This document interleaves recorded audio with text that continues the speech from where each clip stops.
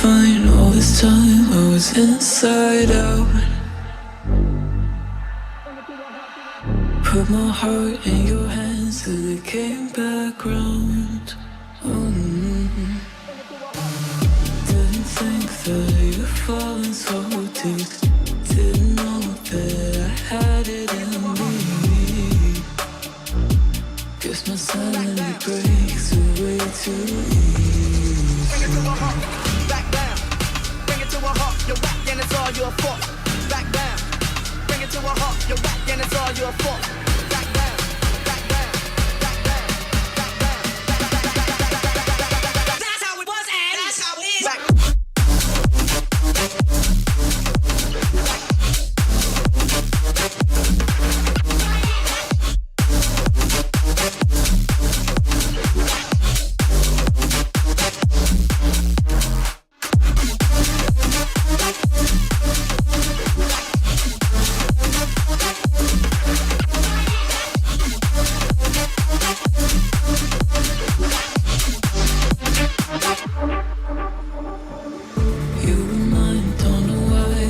Upside down,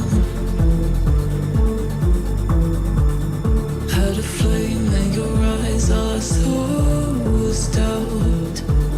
Oh, paranoid, got lost in my own world. Made a choice, now it's too late to return. Watch my sanity break away too easy. Bring it to a heart, back down. Bring it to a heart, you're whack and it's all your fault. Back down. Bring it to a heart, you're whack and it's all your fault. Back down, back down, back down, back down, back down. That's how it was and that's how it is. Back.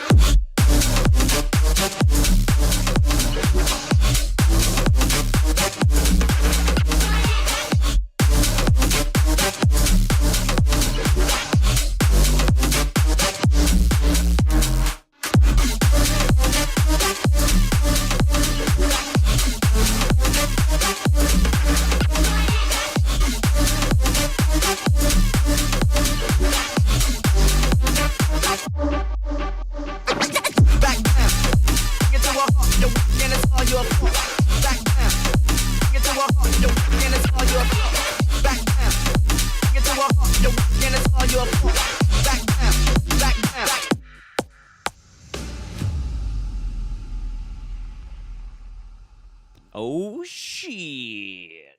Oh, damn. Fuck. I got distracted looking at some stuff. Oh, man.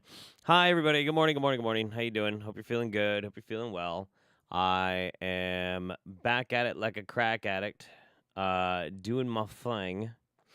I basically got immersed into doing some research for this this video I'm working on, and I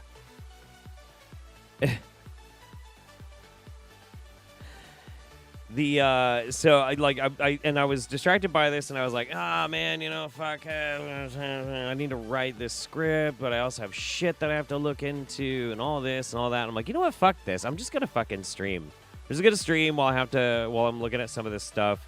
Might as well, because I think it's fascinating, and honestly, it's really invaluable to be able to kind of examine something passively with other people, because there's always stuff that you miss. I always miss stuff. It's just kind of one of those things. But it's weird. It's weird. Yeah. It's fucking bizarre. And I'm going through like this conversation that I had that led to Nerd City blocking me. So it's on here. He went absolutely unhinged on me, but he deleted quite a few tweets that were in this thread. Ones where he called me a shill, and ones where he made insinuations that COVID was a fucking conspiracy and things like that. It was wild. It was totally wild. But it was all because I was asking him to please stop supporting Robert F. Kennedy Jr. And they unfollowed me. Absolutely brilliant team. I adore them. I adore their content. Incredibly smart people. For some reason, they love an elitist nepotism baby who got 80-plus children in Samoa killed. Please stop supporting this maniac. And then he replies with this. If calling Shu a dumb bitch isn't a are we the baddies moment, I don't know what would be. That reminded me of Vosh yelling that J.K. Rowling's it was National Women Need to Shut the Fuck Up Day. I guess jokes are off the table now.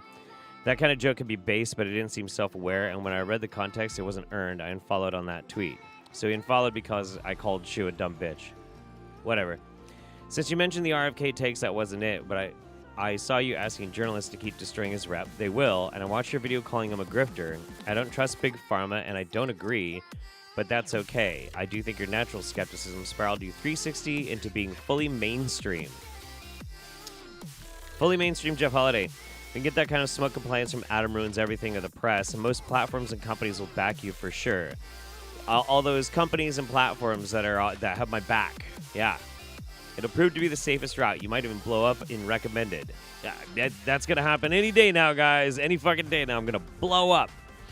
I'm not surprised you're interested in that path now. I don't mind if you really believe what you're saying, but fully aligning with oppression and censorship and the CIA and Pfizer execs is not rebellious. Wow. Woo! Fully mainstream? What does that even mean? I don't know. I have no fucking clue, dude. I have no idea. It is unhinged and bizarre. Hello, Chelsea. How are you? So, all of this is... That's a lot of words for Twitter. It is. Well, you know, he subscribes to Twitter Blue. But look, so... we had it out, and he sounded like an unhinged fucking lunatic, and I'm like, whatever, he's gonna support this anti-vaxxer fuckhead, like, you know, whatever, it's fine.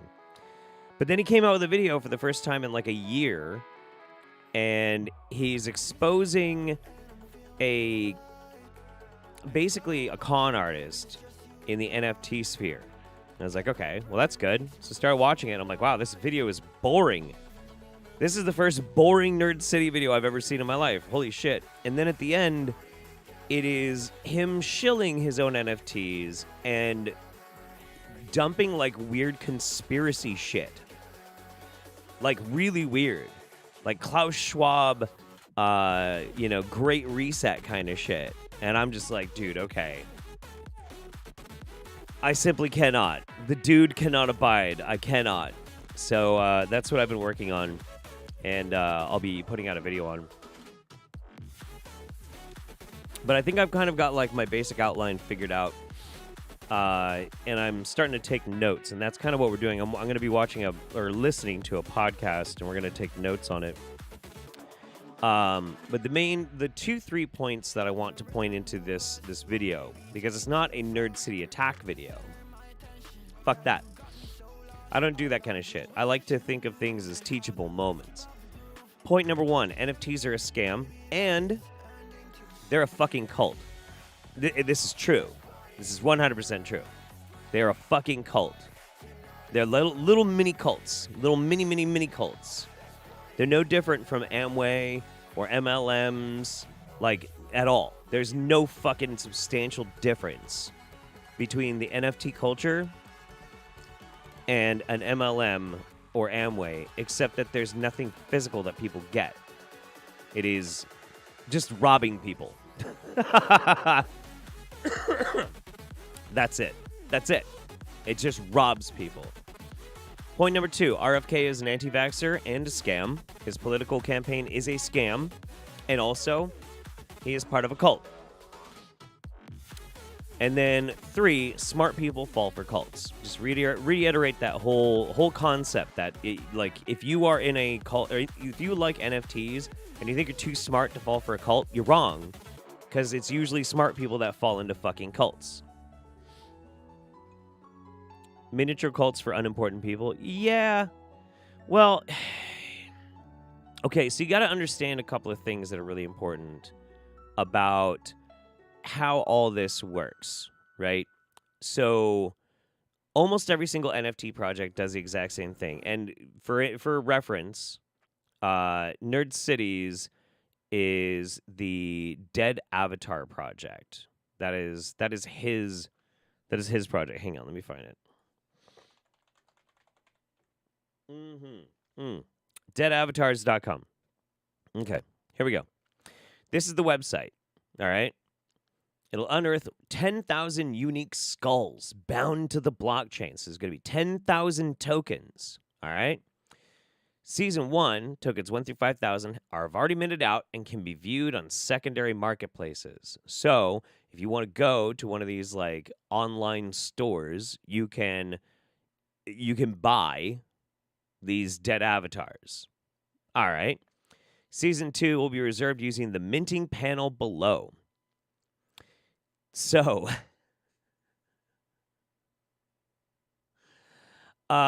what's bizarre about beauty's only skin deep, but the Dead Avatar project community goes all the way down. Are you new to crypto concepts and NFT slang? No problem. We'll be happy to help. Our team will answer your questions whenever we know the answers and point you in the right direction. We all learn something new every day ourselves, so don't be afraid to join our Discord. Every single fucking NFT scam. It's always join the Discord, ask questions, be part of the community. We will teach you, and there's a reason why. And then here's the people that are involved in it. You can see some of the dead avatars, which is the exact same fucking image, just modified into different avatars. It's exactly the same as every other fucking NFT. And then Roadmap, which has no information at all. And this is the entire website. There's nothing more to it. These are just, they just forward to different parts of the same thing. If you want to know anything else, you have to go and join the Discord. Okay, so now this is one of the things that's most key and most important every time. Let's print all the NFTs and drain their value. They don't have any value. They don't have any value anyway. So here's one of the problems with it is they're always going to tell you the same fucking thing. What you need to do is join the Discord, ask questions. We will help you. You know why they want you in there and why they want to help you? Because they want you to buy one. Because if you buy one, the speculative value of their NFTs goes up. If you didn't put money in, their value does not go up. That's how this works. The people that start the NFT project and the early adopters are the people that hold the actual wealth of the project itself. They're also poised to understand when and exactly where the value of these things is going to dip or raise, which means they have every opportunity, like the stock market, to basically engage in insider trading. You will not get that money. They will. Because you are not part of the club. They are at the top of the pyramid, and people who buy into the project are at the bottom of the pyramid. That's how it fucking works. It's not like they always have this concept. We're all going to make it. We're all going to make it.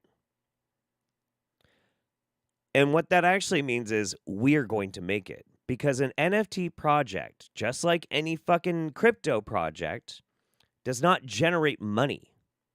The only way the price goes up is through the concept of digital scarcity, which is a manufactured process. And again, as the popularity of it goes and the value increases, these people have every position in which to profit off of it. You don't. It is a fucking scam. NFTs are a fucking scam. All of them. Nerd City is engaging in a fucking scam. Something that he spent a whole lot of time and gaining a really good reputation for by trying to bust. This is a fucking scam. Now, one thing that's actually really important. One thing that is actually really important to mention. Nerd City is at least not as bad as some of these people because the way in which he is advertising his NFT is actually rather brilliant. He is selling access to classes for digital art. And he knows a lot about digital art. And he apparently is a pretty good teacher in how to do digital art. So he's selling classes, but not really. See, the classes are free, and they're on his Discord in a specific area. But you can only get into that area if you buy an NFT. Now, you might ask yourself, well, why doesn't he just use Patreon? And that's a very good question. That's a very, very, very good question. Well, that's because, again, if you buy this worthless string of code, you do get something tangible, which is some education. If that's what you want, that's cool. But the purpose of why he does it that way is a myth. It's this idea of decentralizing currency, which isn't true. It's just not fucking true. True, he doesn't have to pay any taxes on it. That might be part of it. But also, as the founder and the original mentor of this project, if you buy that to access his services, you are paying into this inherently abusive system. So even if you can see the value of, like, say, I don't know how much these fucking things cost. They look like shit anyway, but I don't know how much they cost. Let's give them an arbitrary number. Say it's like $50, right? $50 for one. You pay $50, you can access all these classes. That's pretty fucking cool. That's great. And if you feel like that is the value of it and you are happy with your purchase, that's great. And you don't even mind necessarily that this is going to be used in speculative gambling, basically, by the person. That's cool too. I don't have a fucking problem with that. What I do have a problem with, though, is that it is continuing to perpetuate an abusive system that can and will abuse people using false promises, because NFTs are a scam. That's the problem.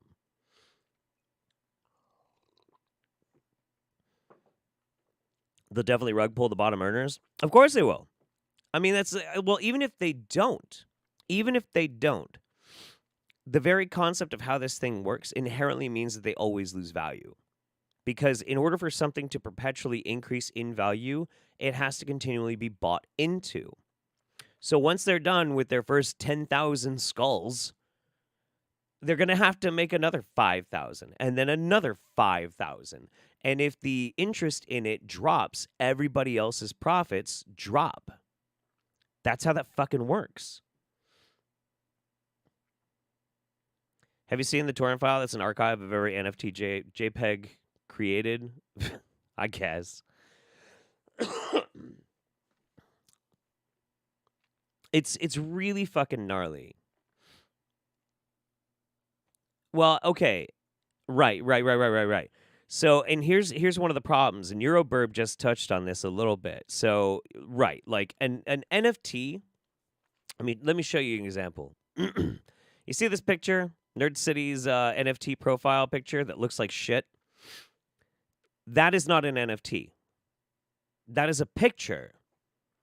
He, I'm assuming, owns the NFT that points to that picture.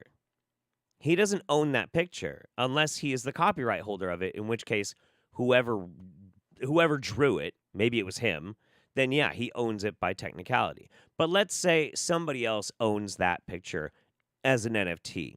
They don't actually own that picture. They don't even inherently own the copyright to that picture. Not at all. They own a token, a little tiny piece of code that is put onto a blockchain of code, and it points to the URL of that picture. What happens if that URL changes? Nothing. You just can't see it anymore. Your token points to nothing. That's it. That's fucking it. NFTs are little bits of code that point to addresses. Sometimes there's like little mini programs and stuff in there. Sometimes it's malware. Sometimes it's all sorts of crazy ass shit. Oh, no, I know Nerd City's super into RFK Jr. That's one of the reasons why he and I are butting heads so bad. Or were, until he blocked me like a little bitch. But anyway, so even if you own the token, right, it doesn't necessarily mean that it corroborates directly to what it's supposed to. Now, can you change that? Well, by the nature of the blockchain, no, you can't. By the nature of the blockchain, when something's put into it, it is immutable. It cannot be changed. Now, people say, well, that's great because then that means that it's the most secure way to make sure something's stored forever. No. No. Because there is such a thing as a split. You can take the blockchain, go back just a little bit, and split it, and then abandon what was being used and go on the main track. You can do that. You can do that. If you are fucking obscenely wealthy. So what that means is, if you get your shit stolen, and it gets put into the blockchain that somebody now else owns your fucking token, if you don't have, and I mean a fuckload of money, obscene amounts of money, and then, even then, the clout and the fucking weight, the fucking, the weight in the community as far as these different servers, these different people, these different authenticators, if you don't have that power, they will not make it, it won't split. All my apes gone. Right, a fork, excuse me, a fork. That's what it's called.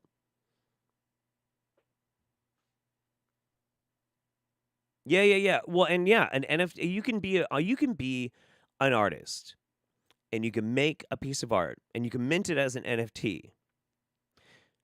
However, here's the problem: somebody else can go to a totally different chain, because it's not like there's only one chain. There are more than one chain.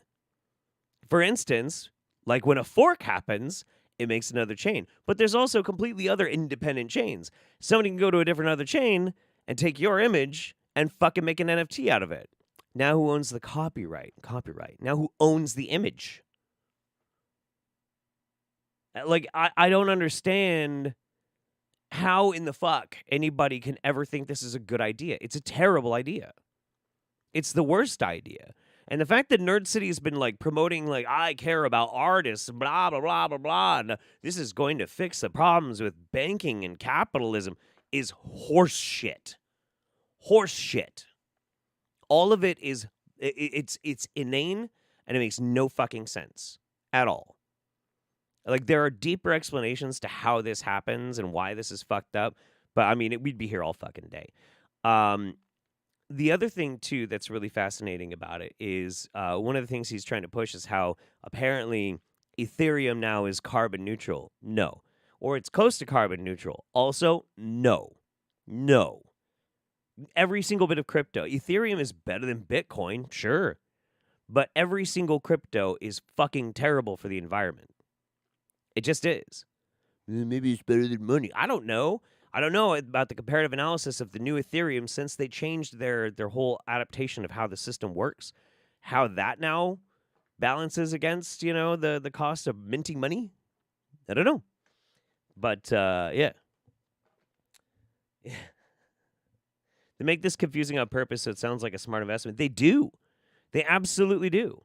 It's one of the reasons why they use so many like catchphrases and weird terms is they don't want to make it accessible for everybody.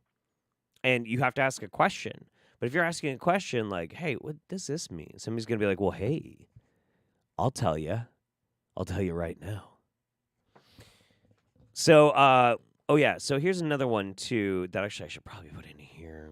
NFTs are a scam.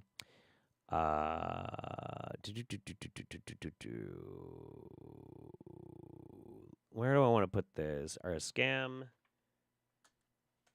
Oh, you know what? I'll do it this way. NFTs are a cult. Nerds, Twitter profile, adopters, reinforcing. So here's a great one. This is fucking hilarious. You're just gonna love this shit. So here's his Twitter right now. So we're gonna have there's gonna be a lot of this like thread that I'm gonna have to go into when I'm making the video. But like he retweets this one from Lovely Bones. What stops anyone from using the picture anyway? Nothing. Absolutely fucking nothing. Nothing. Nothing stops them. Because owning an NFT owns the token, doesn't own the art. What's even more fucked up is, and this has happened to people that I know, people who are artists, they make art, somebody comes along, mints an NFT of their art, and then tries to copyright claim them. That has happened a lot. So that's not one of the ones that I wanted to do. Here we go. He retweets people that are talking favorably about this, like the conversation around a way forward for artists, bad faith arguments against blockchain, scammers, all coming to head in dead avatars, blah, blah, blah, blah, blah. And, well, who's this? Oh, it's a dude in Dead Avatars project. Okay. Swim reads comics. When your favorite YouTuber has a mind of Alan Moore and the attitude of Hunter S. Thompson. Let's see. Dead Avatars FC member. Oh. Yeah. And if you go through enough of these, he's always retweeting people that are favorably speaking about his NFT project because they all own his NFTs. Of course they want to talk favorably about it, because if they talk bad about it, less people will buy, and line doesn't go up, line goes down. It is a cult. It is a self-sustaining, reinvigorating cult. That's how it fucking works. It doesn't even make sense why these skulls would have value in the long run. Why are they valuable? What use do they have? I've never seen an NFT that can't do something a normal art piece can. It doesn't. It has no other intrinsic value. In fact, I would even say, subjectively, as somebody who is an art appreciator, that these have less value than other art. I would. Because in his own thread that he talks about this, he explains how when he's making this, it's just moving around layer after layer, layer after layer, layer after layer, layer after layer. This is all the same Photoshop image, just with different layers mixed and matched, different colors mixed and matched. It's the same fucking image. It's the same goddamn one. What was Moist doing there? Oh, Nerd City hates Moist Critical. Hates him because he speaks ill. He speaks ill of NFTs. It's so fucking gnarly. Yeah, no, Charlie fucking hates it. Charlie can't stand NFTs. I wanted to see. Let's see if we can get Moist Critical. Was it in here? Oh, okay, yeah. Canceled on artists who keep announcing NFTs and then getting I don't want to say in trouble, but basically in trouble for them. If you wanted a speedrun getting canceled on Twitter, just tweet about your upcoming NFT drop. The Twitter mob will fucking blast you. Can you unannounce something? They take the NFTs back. Also, the NFTs, we're having it taken down. We care about the environment. I don't understand why people keep announcing NFTs. Stop announcing these things. They're not great. Is there a more annoying sound than the screech of chalk against chalkboard? Okay, nerd. Yeah, it's really weird. As an artist who's working on an animated film, this shit is fucked. Like, if someone used my art for not project, I'd be irate. An NFT project. Yeah. Agreed. Absolutely. And that's kind of the thing, too, that really is pissing me off about this is, right, reusing a template. Exactly. The other thing that really pisses me off about this, Nerd has been positioning himself for a long time as I am for the artist. He made an amazing video about how you should pay artists. He made an amazing video about the best way to pay artists, communicate with them, make merch, that sort of thing. And I love that video. And it's why I and some of the biggest YouTubers on the planet, not that I'm equating myself with them at all, but like some huge YouTubers all have massive respect for Nerd City. Well, how in the fuck is this NFT project of his supporting any artists? It's the same fucking image. How is this going to help somebody? Whomst is it going to help? Like, I don't understand. I bet Sniper Wolf has her own NFTs. I wouldn't be surprised. But yeah, like all of the things in which people have promised that NFTs are going to solve for the art industry, it's all bullshit. It's all bullshit. So anyway, with that half an hour long explanation out of the way, I guess the question is intentions. Was it all for a long con to build trust? No. I think Nerd City lost his mind. I really do. I think the pandemic broke his brain. I really do. I super do. Because it's not just NFTs that he's into. It's also Robert F. Kennedy Jr., vaccine conspiracies, global the global reset and economic forum and shit. Like I think his brain broke during the pandemic. That's what I think. 100%. Because I mean, I met the guy. I hung out with him. He was great. He was super cool. But he's not cool now. He's a psycho.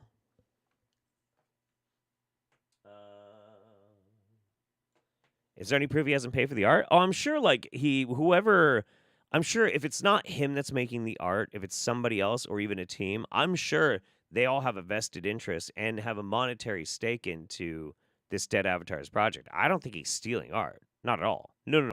I don't think he's stealing art.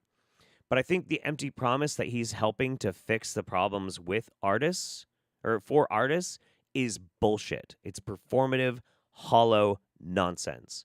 I have yet to see him do a fucking thing for anybody using the magic of his NFT project, you know?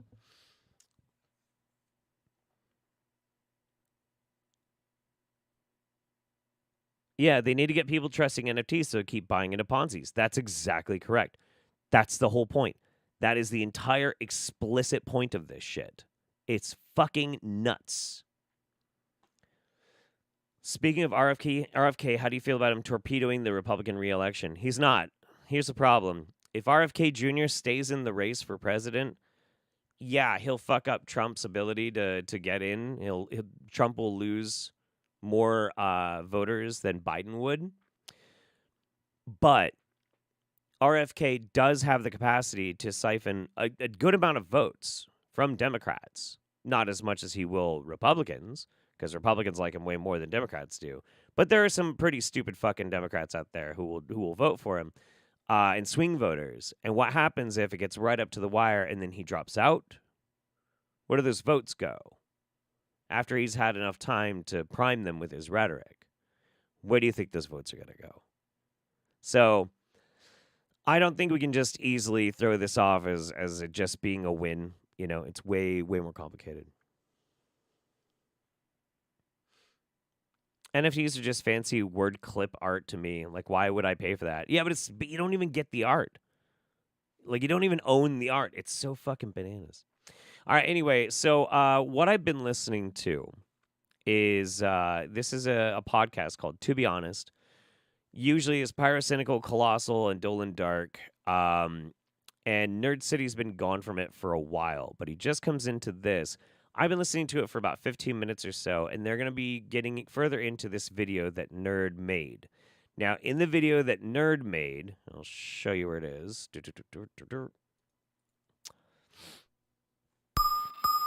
So this is Nerd's video. And in this video, he's going through and explaining this scam by a guy named Gary Vee. On and on and on, and how he used like some really shady business practices to try and get people to buy into his NFT. And it just goes and it goes and it goes, and it's extremely boring, and it's very dull, and it's lame, and it's one of the worst Nerd City videos I've ever seen. And then all of a sudden, boom, right into about here, for like the last 5 minutes of the video, is him making a commercial for his own NFT. So they're still going to be talking about Gary Vee a little bit, but apparently they do get into like what Nerd was even trying to do with his NFT project, and apparently there's some interesting stuff that he talks about, including shitting on Hasan and talking about capitalism and blah, blah, blah. So I have to listen to it. So this part might get a little bit boring. It's all right if you want to go watch something else. But I appreciate anybody helping to absorb this with me, and we can discuss it and like kind of break it down together. You know what I mean? So here we go.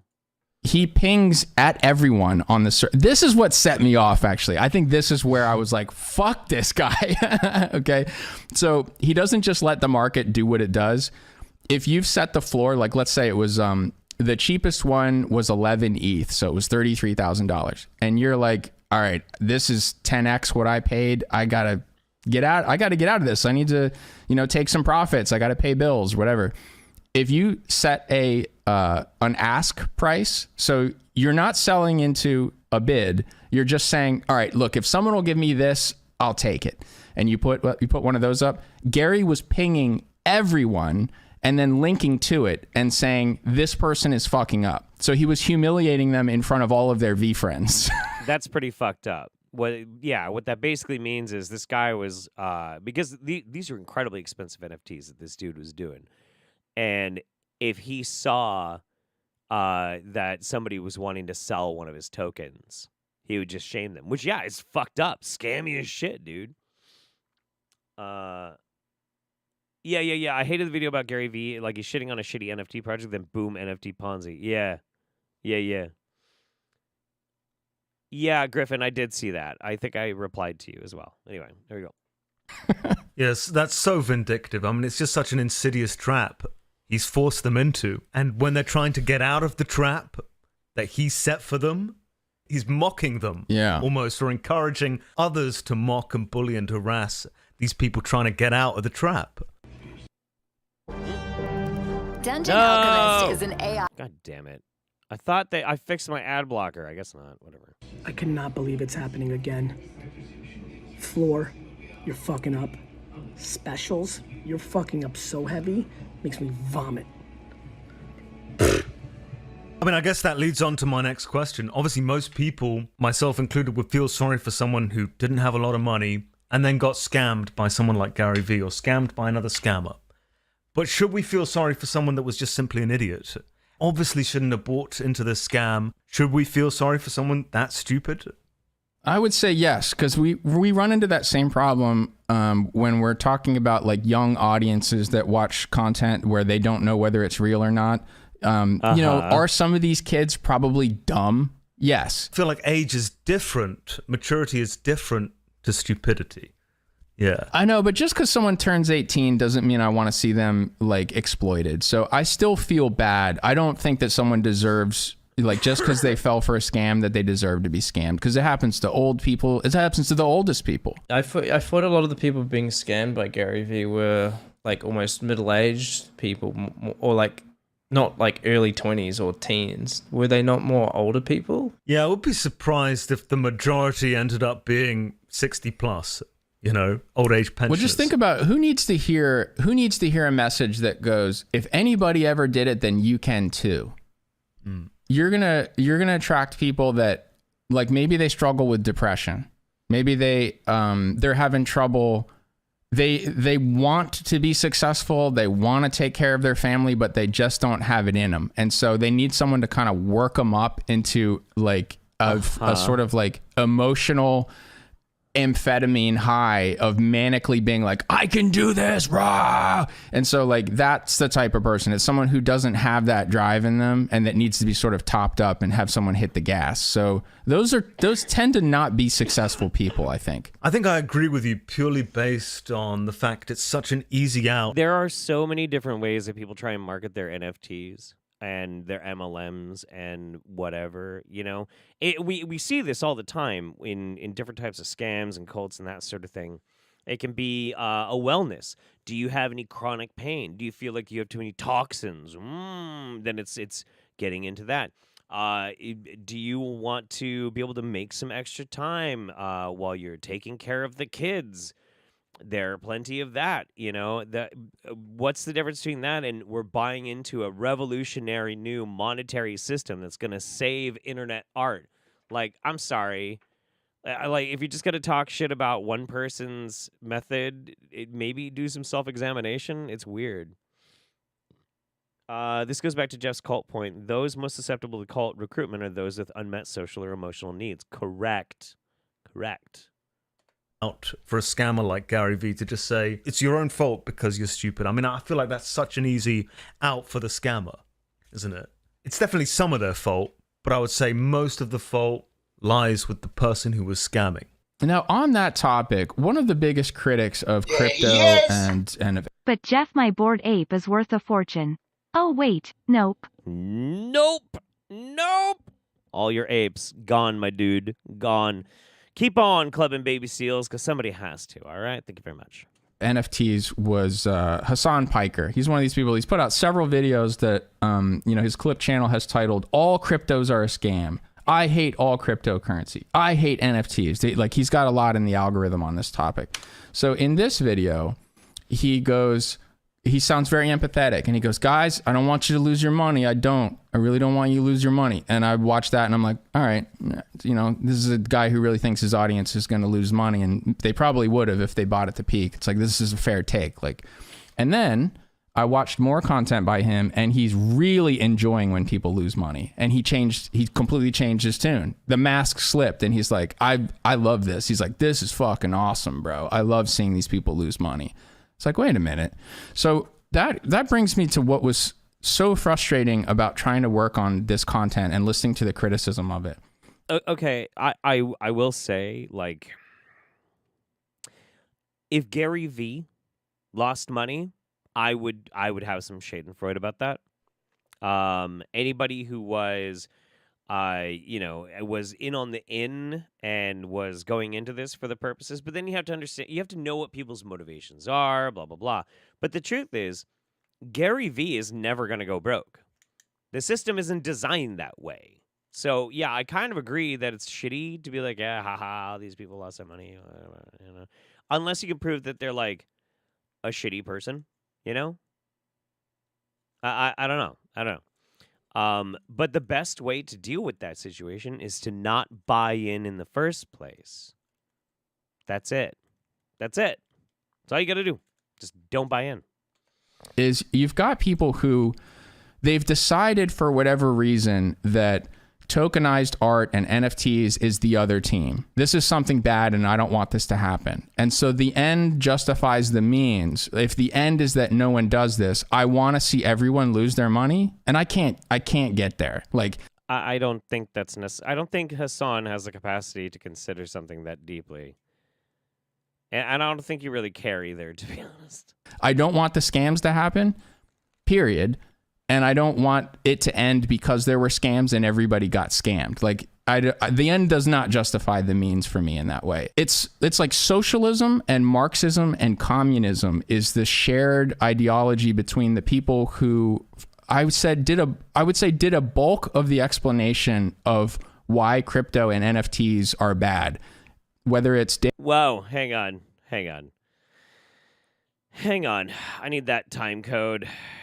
That is a thing. What was that? About 20 minutes in. 20. Only. Yes. Commies and socialists hate crypto or something. Hey, Minecraft, thank you very much.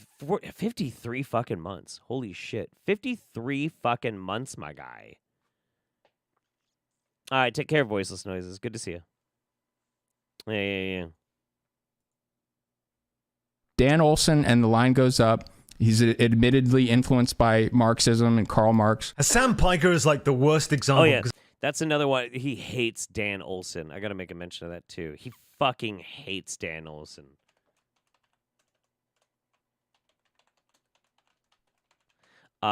He absolutely lost his fucking shit over this video. Line goes up. The problem with NFTs is a 2-hour and 18-minute video by Folding Ideas, which is Dan Olson. And this video is fucking awesome. It is fucking awesome. Incredible. Honestly, if you're ever curious about how NFTs, crypto, that sort of shit, his latest one, This is Financial Advice, is also really, really good. That's just all about crypto. That one was about the GameStop and meme stocks. He dives into this stuff so thoroughly And he shows you how ridiculous the terminology is, and then he breaks it down so you can understand.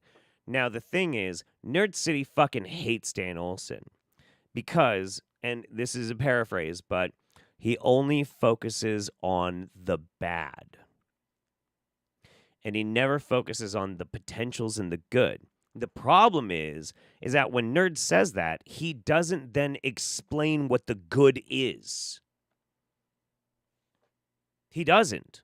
And I know why he doesn't, because whatever it is that he's about to say is probably going to end up being bullshit. That's just how it is. It's probably going to be a bunch of horse shit that is easily debunked. So you just say, well, he doesn't deal with the good stuff. You know, that's just how it is. Also, he's not a fucking Marxist. He's not. He's fucking not. He's a lefty, but he's not a fucking Marxist. Jesus Christ. The comparison of NFTs to communism and socialism. Yeah. I don't know, man. It's crazy. I'd imagine a socialist wouldn't like someone owning capital. I wonder why that would be the case. Yeah, it's wild. You can hate NFTs and be capitalist. You can hate NFTs and be socialist. Like, there is nothing inherent about your own economic perspective and theories that means you have to like or dislike NFTs. This is just nerds sounding like a fucking idiot. Like, I really don't understand. Yeah, dude, yeah, no, Dan Olson is fucking spot on. He's spot on. It is absolutely bananas. Let's see.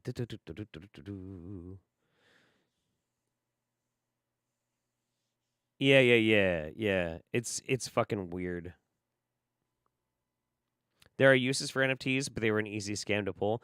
I have yet to see one valid use for an NFT. That is an inherently self-defeating by the very function of how they work.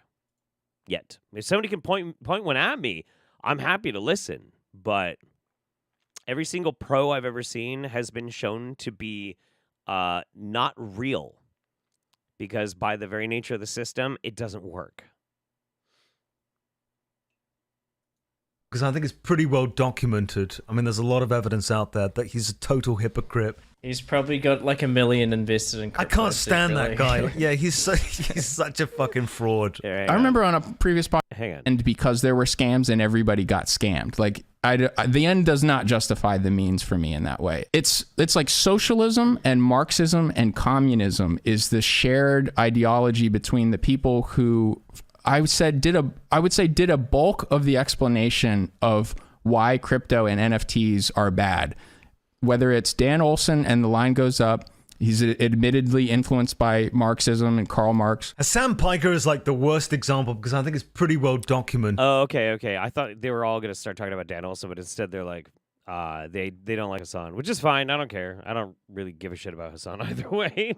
I mean, there's a lot of evidence out there that he's a total hypocrite. He's probably got like $1 million invested in crypto. I can't stand that guy. Yeah, he's such a fucking fraud. I remember on a previous podcast, you said something, he'd said something like, oh, good, I'm glad the queen died. And you were like, what is this guy's problem? And I've felt that way before. And it's like, this is the explanation. Here's what his problem is. Because what is bad to him ranks higher than being like a misogynist, awful, anti-humanist shithead, he wants to just kind of like discourage the idea of what would it be? Colonialism and... what is it called when you're an apologist for the throne? You're a loyalist. So like he thinks that's bad, and so he wants to criticize the idea of royalty and colonialism and that kind of thing. And so he was saying like, I'm glad the queen's dead. Like, oh, fuck the queen. Why'd you call it What Happened to Nerd City? I think it was because I was like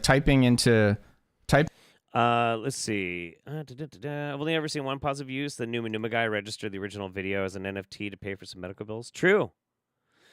Theoretically, it can democratize a product, but that hasn't really been done because scamming people is way easier. Yeah, true. Crime can be traced back meticulously line by line. Just read a book about how they busted the Silk Road because the transactions used crypto and some maniac went. Yeah. Okay, that's true. However, here's a really big problem with that. So the blockchain technology has a pro/con. and that is it is not private, but it's private. It is not private, but it's private. Anybody can see the ledger. Anybody can see where this is going and which wallet it goes into. It does not necessarily mean that you will know who owns the wallet, but if you do, then everybody can see everything you fucking do. And it is possible to trace people. If you know how to do it, you can find out who owns what wallet, and then you know exactly where your money, your tokens, your crypto, where they all went. It's very easy to do. So that's a bit of a problem. The other problem with it is that because the blockchain is inherently eternal, right? What happens if somebody just, mints an NFT of your house with your address on it? You can't get it removed. It's there forever. And what if they then send you that token because they, for some reason, have access to your wallet address? Like, they can easily make it identifiable who you are and a picture of literally where you live. You know how I know this is possible? Because it has been done. It has happened. So, you can track some crime through that method. You can also commit a lot worse crimes through that method. NFT house ransom. Yeah. It's so fucking wild. Yes, same could be done for non-criminal offenses. Government could use blockchain information to track down those they deem to be threats to their power. True. People like who are fucking nutty about NFTs and shit, they want our medical records to be like forever eternal on the blockchain. They want to make like fucking everything available on the blockchain so it's secure. Like what the fuck? It's bananas. It's bananas. Typing into the search bar on Chrome, like Nerd City YouTube, because I needed to like download one of my own videos, and I saw that the autocomplete said something like, "Where's Nerd City?" or "What happened to Nerd City?" You could have also, because like you said, you kind of changed the direction of the video. You might have had more of an explanation originally, but then you went so hard on Gary Vee that you were like, "Wait, I didn't really answer the title." Yeah, of the that's video. exactly right. You're right, and I forgot that too. So the beginning of an opening monologue. At first, I was going to say like, I promised I was going to look at this trend of digital collectibles, and there was so much scamming and bad shit that it was more than any one channel could keep up with, and I tried to, like CoffeeZilla was doing a pretty damn good job at calling out like the largest, most complex, highest loss scams. And behind the scenes, I was even talking with him about that. And, Ryan and I were helping him find wallet addresses and stuff. We were in cahoots on some of those investigations. But then he was coming out with videos, and I was looking into things that he didn't have time to look into. And it just got to be so much that it's like part of what happened is I just got swamped in what I thought would be this fun project where I would make some I would make some cards. Hey, I'm still listening. I'm just gonna step just half outside the back door so I can take a couple of drags of a cigarette. But I'm still here. It's with Max a couple Mofo. month project, and then 2 years later, you're like, whoopsie. Because everything turned out to be a fucking scam. That's the problem. Like there was no. Do you remember when Colossal asked me? Colossal asked me like, "What's a good example of a project?" And I was thinking like of PFP projects. And you really fucking struggled to think of an answer for that question because it was like a minute of me thinking about it, and then I finally think there was were like, two, right? I remember there being like two. That's all I remember. You could. Yeah, I don't even want to mention them again because they turned out to be not good. Oh, really? Did they actually? Did they actually not end up going anywhere as well? They ended up disappointing the people who were hoping they would deliver a better product, or they would. So one of them that I mentioned before, one of the things they were promised was they would own the IP of the owl that they were buying, and the project just retracted that. They were like, "Sorry, we can't give that to you." Okay, so. What's fucking interesting about that, though, is, he came up with 2 profile picture NFT scams, whatever. And they also kind of fell flat. But his is going to be different, guys. His is going to be different. So the community was very disappointed to lose their ability to like put that on something that they could sell. Now, whether that was worth anything, you know, that's a whole nother question. But they took away something that they promised. And then also they made some other mistakes to where it's like, okay, this isn't that. The leadership here doesn't have everything together. But I really struggled. And when he asked me that, I had to think for like a minute, and we had to edit down the answer because it was like dead air of me thinking. Right. You know? And then you obviously couldn't, like, I mean, you could, but like vouching for your own thing is like, well, you can't really do that just because it's like the self-bias. No, yeah, I think that was even the premise of the question. As Colossal said, other than your own, what's an example of a good NFT project? And I couldn't think of one. Now let me 2430. 2430. What other than your own is a good NFT? And here we go. I don't really know anything about Colossal. I know Dolan Dark makes memes. And I've watched a couple of Pyrocynical videos. You know, I have no problem with Pyro. I don't really know anything about Colossal, and I haven't seen really anything from Dolan in a long time either, to be honest. I don't know. I don't really pay that much attention to that to that sphere of internet. Cool. clarify that I was thinking I could not think of a good PFP project. So there's a difference between when someone was making 10,000 generatively created things that were meant to be used as an avatar.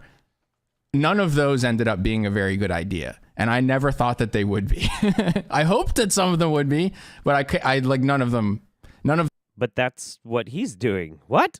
Them didn't disappoint me. Even Andy Milanakis, someone who, you know, I was in group chats with trying to talk shop about this stuff. He fucking rugged it. So fucking disappointing, man. Wasn't he selling the most stupidest shit as well? Like screenshots of tweets sort of quality? Wasn't it something like that?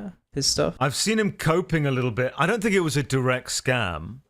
Okay, again, it's an NFT. The whole point is basically the rug pull. That's the whole fucking point.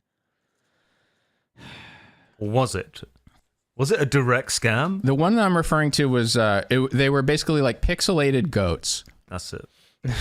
People love buying horse shit. Absolute shit. He was promising that he was going to make a metaverse place for the community to hang out, some sort of game. It was going to be built into like a Minecraft alternative. And he had some developmental struggles that looked like it wasn't all developmental struggles. You know, obviously he has some developmental struggles, but he was having some struggles with the getting the video game developed, and he quit.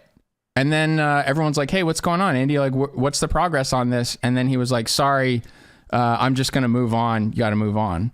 And if you look at some of his tweets and what he was telling people, he was promising that he would never do that. He was tweeting and he was yelling at people for selling too cheap and for not buying cheap ones off the floor. And he was saying like, I'm in this for the rest of my life. I'm going to keep adding value to this. So like he scammed people. So even Andy. It's funny to think what people were buying, because one of the other like prominent guys in this sphere was like Lushsucks, you know, the graffiti artist, meme artist. Yeah. And he was just selling like screenshots of his old Instagram posts, and people were buying it. And I was just like, what?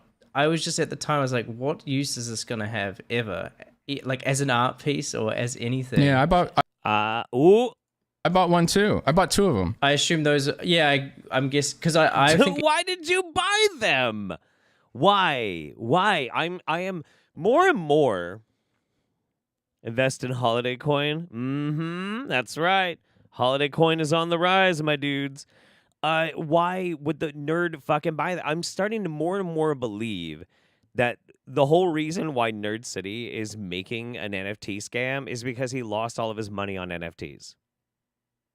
I don't know how else to fucking take this. I don't know how else to think about this. You know what I mean? Like, what else is the fucking point? I don't fucking get it. There's no good use for NFTs, so you can create any procedurally generated content you ever want without making an NFT. Absolutely. Yeah. So fucking weird. So weird. Well, yeah, Andy Milonakis he's a psycho dude. He's crazy. He's absolutely crazy. I mean, look, one of the guys behind 3 Loco is kind of a nutty dude, and you maybe shouldn't be investing with him. Mind fucking blown, guys. Mind blown. But you know what? We're really sticking it to the central banks, not investing in any of the usual cuck shit. Ha! Pfft, huh. I'm not going to invest in that. I'm going to go give my money to the 3 Loco guy.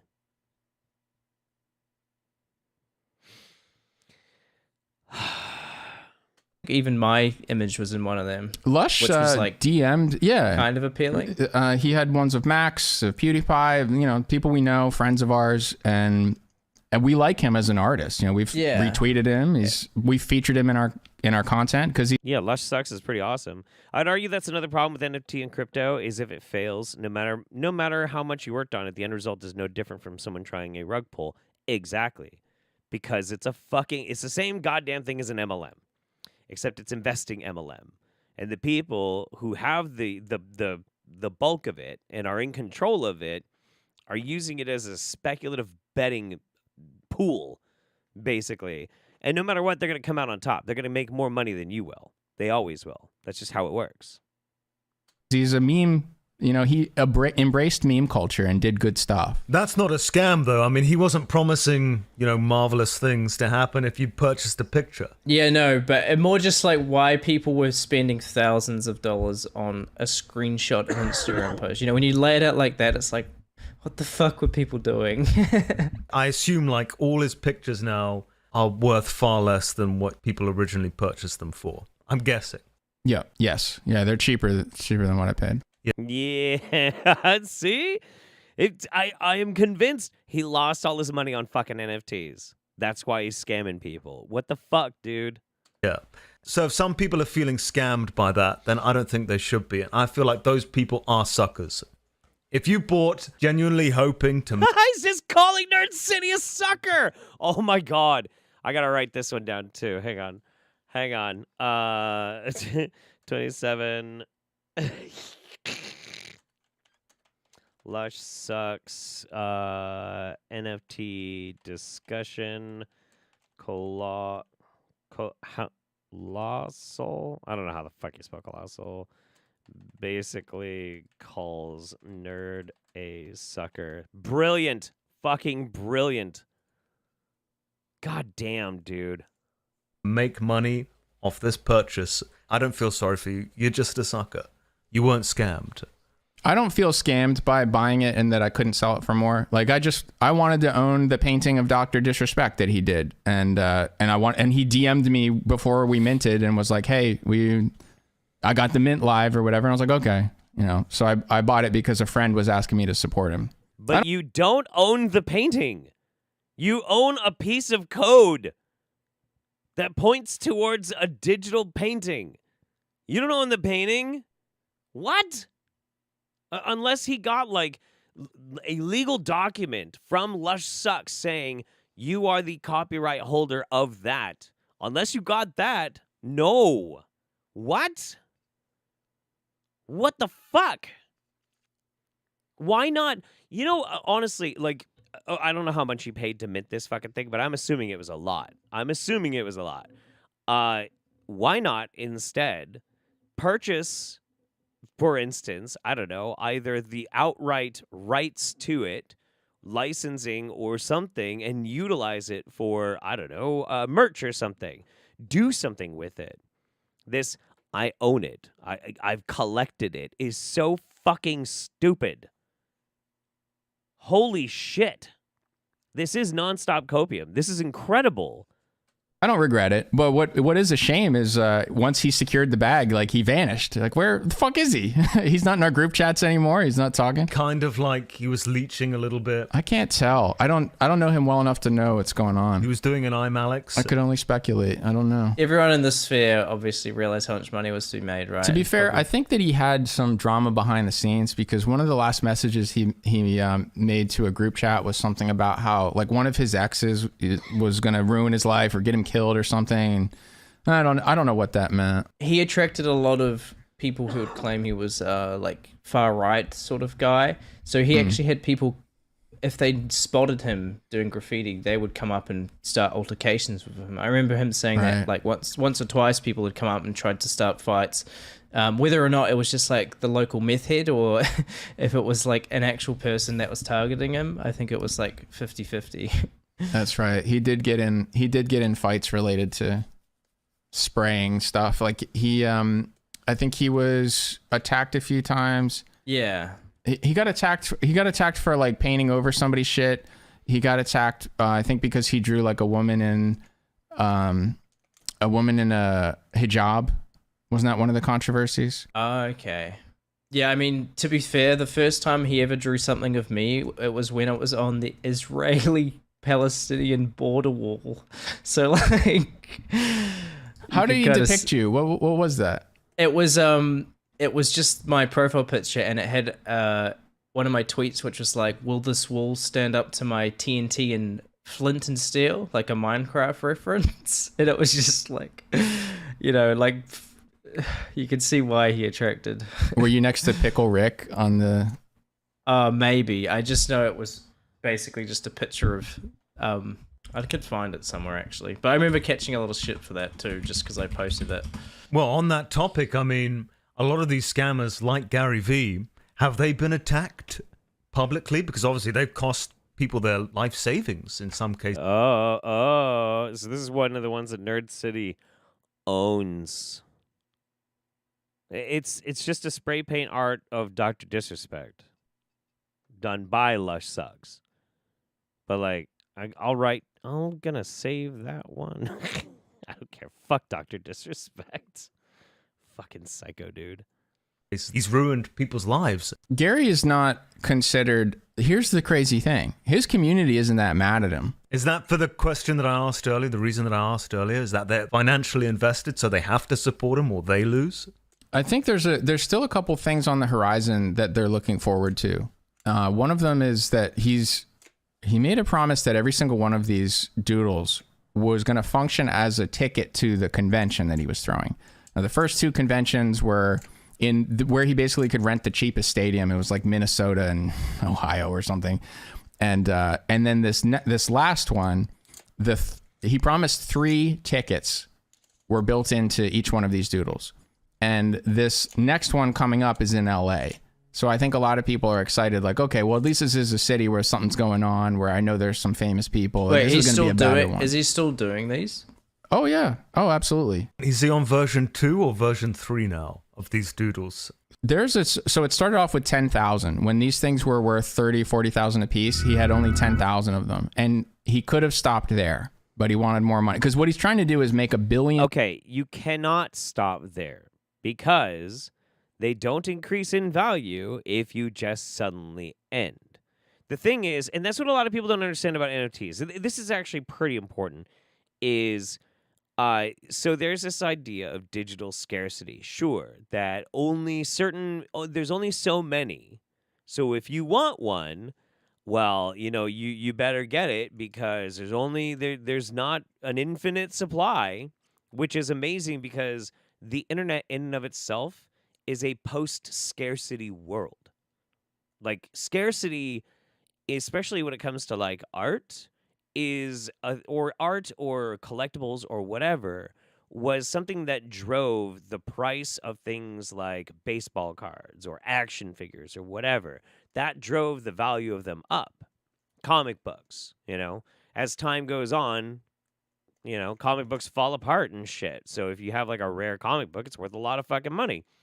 But now we have the capacity to be able to experience any of this art or any of these interesting things in a digital landscape.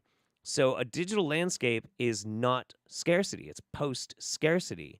These tokens, these little bits of code, artificially make things scarce. So in that way, they have value? Value as far as that they are scarce and they are unique. But once all 10,000 of them are sold, how does the value of them go up? Why would it? Why would it? Why wouldn't it just be stagnant? Or people would lose interest after a while because they're like, okay, well, whatever, you know. I'm going to go on to a new NFT project, which is why they do coming up season 2, season 3. And they will always keep making more because as long as they keep making more, the ones that are older and thus more scarce, harder to get to, value goes up. You get where I'm going with this? Whereas the people who buy into the new ones, they are less scarce, the value of them stay low. And so when you've got those people who have the OGs, the super rares, quote unquote, and they sell, that money they make from it is coming, ultimately, from the people at the bottom. That's how that works. They have to keep making NFTs. Otherwise, line won't go up. It's how that fucking works. Like, I don't understand how nerd with a straight fucking face, I still don't get why you'd want one, because somebody coaxed you into it. Because they made a false fake promise to you that it was going to be something revolutionary, that you're going to go to the moon. We're all going to make it. That's why. That's why nerd hates Dan Olson, because he explains this perfectly, and he doesn't like that. That makes him mad. Dollars, multiple billions of dollars, and buy the New York Jets. That's the goal. He's trying to own his childhood football team. So it's just like whatever he can do to get it. Like he's grinding. So he sold 10,000 of them, and then he sold 125,000 book tokens. And then VFriends 2, there were 55,000 of those. And then he's also done some just airdrops and collaborations with other people. So he increased his supply from 10,000 to something like 160,000, 180,000 different tokens. It was like a scam within a scam within a scam, as I understood it. Because he writes this book. Did you buy the book, by the way? Yeah. The funny thing is that scarcity is objectively a bad thing, except for people profiting from it. So scammers tried to create it artificially. That's exactly right. That's why NFTs are a fucking scam. They are always a scam. And everyone who runs an NFT is a fucking scammer. Way. Do you have a copy of it? No, I didn't. I looked around locally because I was willing to. Because I'm not gonna fucking. You could have rebought one for $1. People were giving this book away, so I thought maybe you found one in a thrift store. I mean, it wouldn't surprise me. What I think he was doing is 12 Rules for Life sits at the top of the nonfiction charts all the time. Frequently comes back around the holidays as people buy that Jordan Peterson book. So I think he wanted to basically have the Bible too. So he did 12 and a half.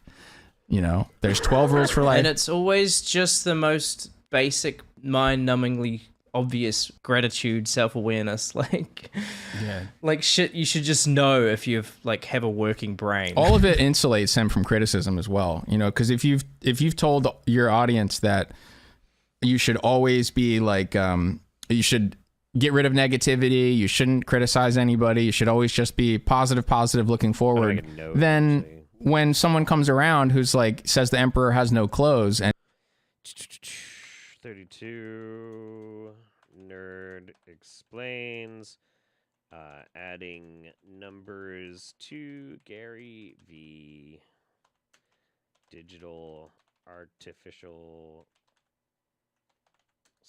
scarcity. God damn, this is gonna be a long video that I'm making. Fuck.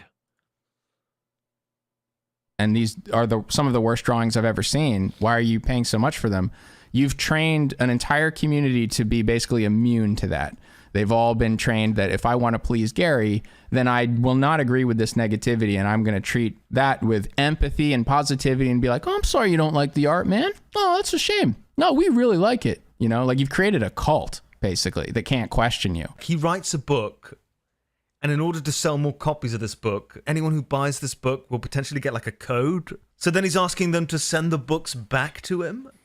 Yeah, he's like, destroy that, and I'll give you something. He's trying to figure out what he can do to make those tokens make sense, to add any value to it. And so one of the ways, I didn't mention this in the video, but he created a marketplace where, so part of the content he makes is he goes around to yard sales and he buys sports cards, he buys action figures and stuffed animals. And so he created a marketplace where the graded cards that he'd collected or cards that he was willing to buy, I don't know. He created a market where you could trade these tokens to get some of those cards. But those cards were not what people wanted either. And the price wasn't, like, as an arbitrage opportunity, it wasn't that good of a deal.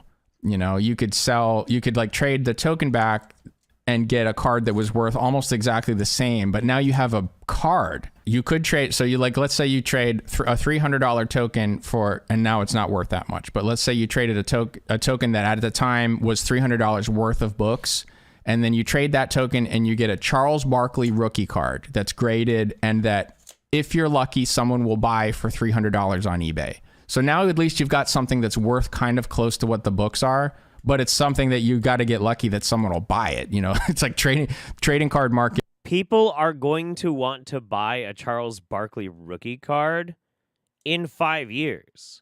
They aren't going to want to buy this NFT token. What kind of a fucking moron? Jesus Christ. It is, it's kind of a scam in its own way.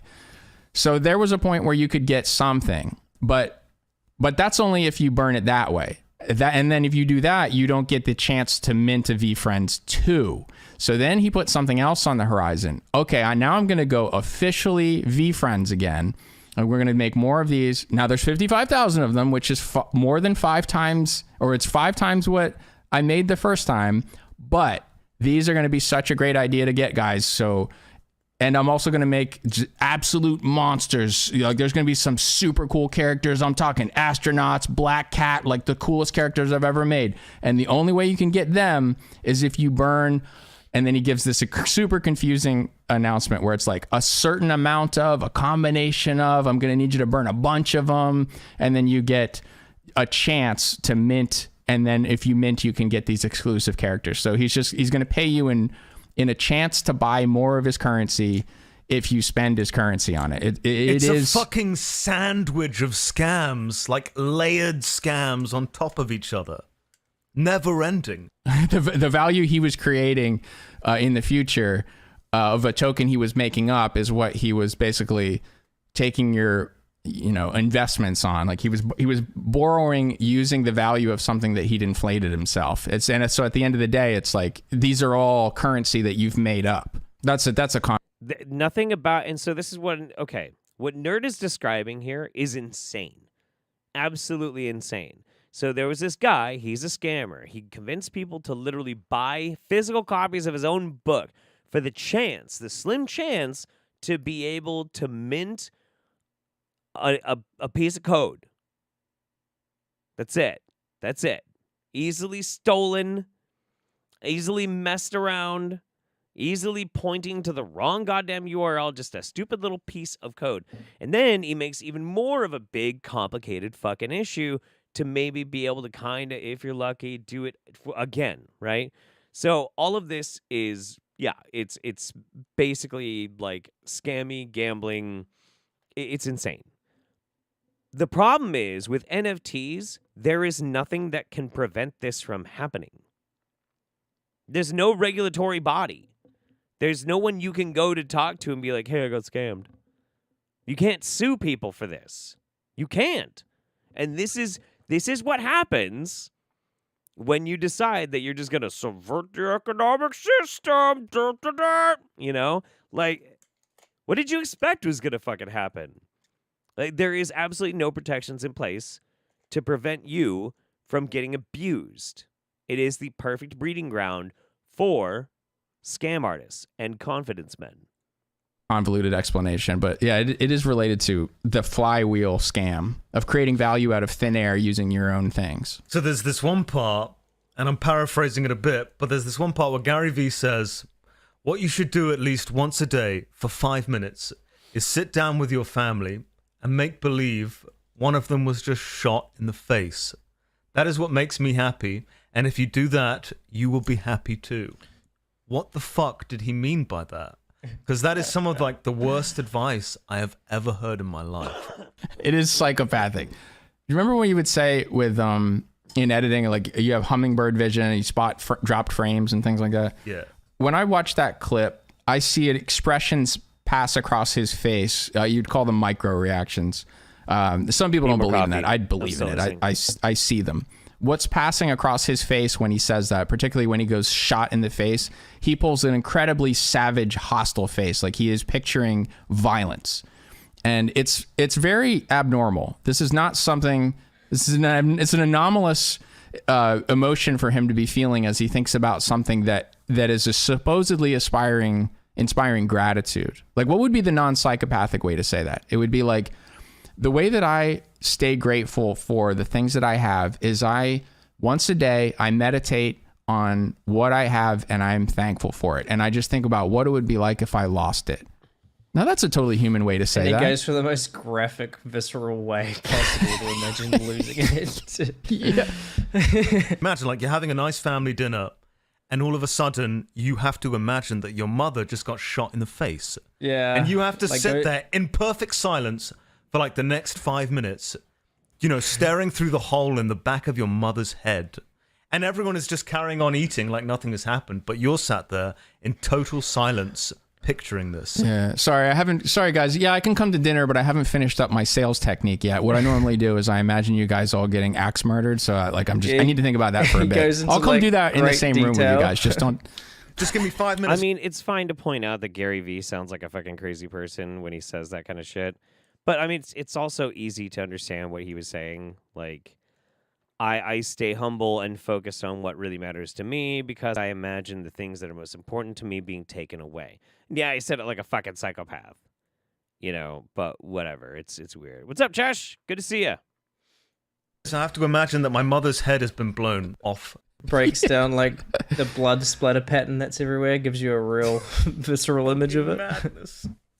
To me, I think it has to do with a resentment towards his parents, if you'll allow me to psychoanalyze a bit. I think that I think a lot of what he's doing and what drives him, in fact, probably even him trying to buy that sports team, probably goes all the way back to childhood and trying to show one of his parents, you know, maybe one he didn't like very much and one he did. I think he's trying to prove to them before their death that he's a winner. I think he's motivated not from losing them. I don't know, because they're also, now it's probably unfair to speculate about that, because there are videos of him kissing his dad on the mouth. Like, maybe he has a perfectly loving relationship with them. What? Mm-hmm. Didn't the Paul brothers do that as well? Different parent, but yeah. And they're also, maybe there's a correlation here. There's a correlation between NFT scammers and inbreeding. Well, here's one relationship you won't regret starting. Our sponsor today, Raycon. It's the best time of year. Leaves changing colors, cozy vibes, and my personal favorite holiday.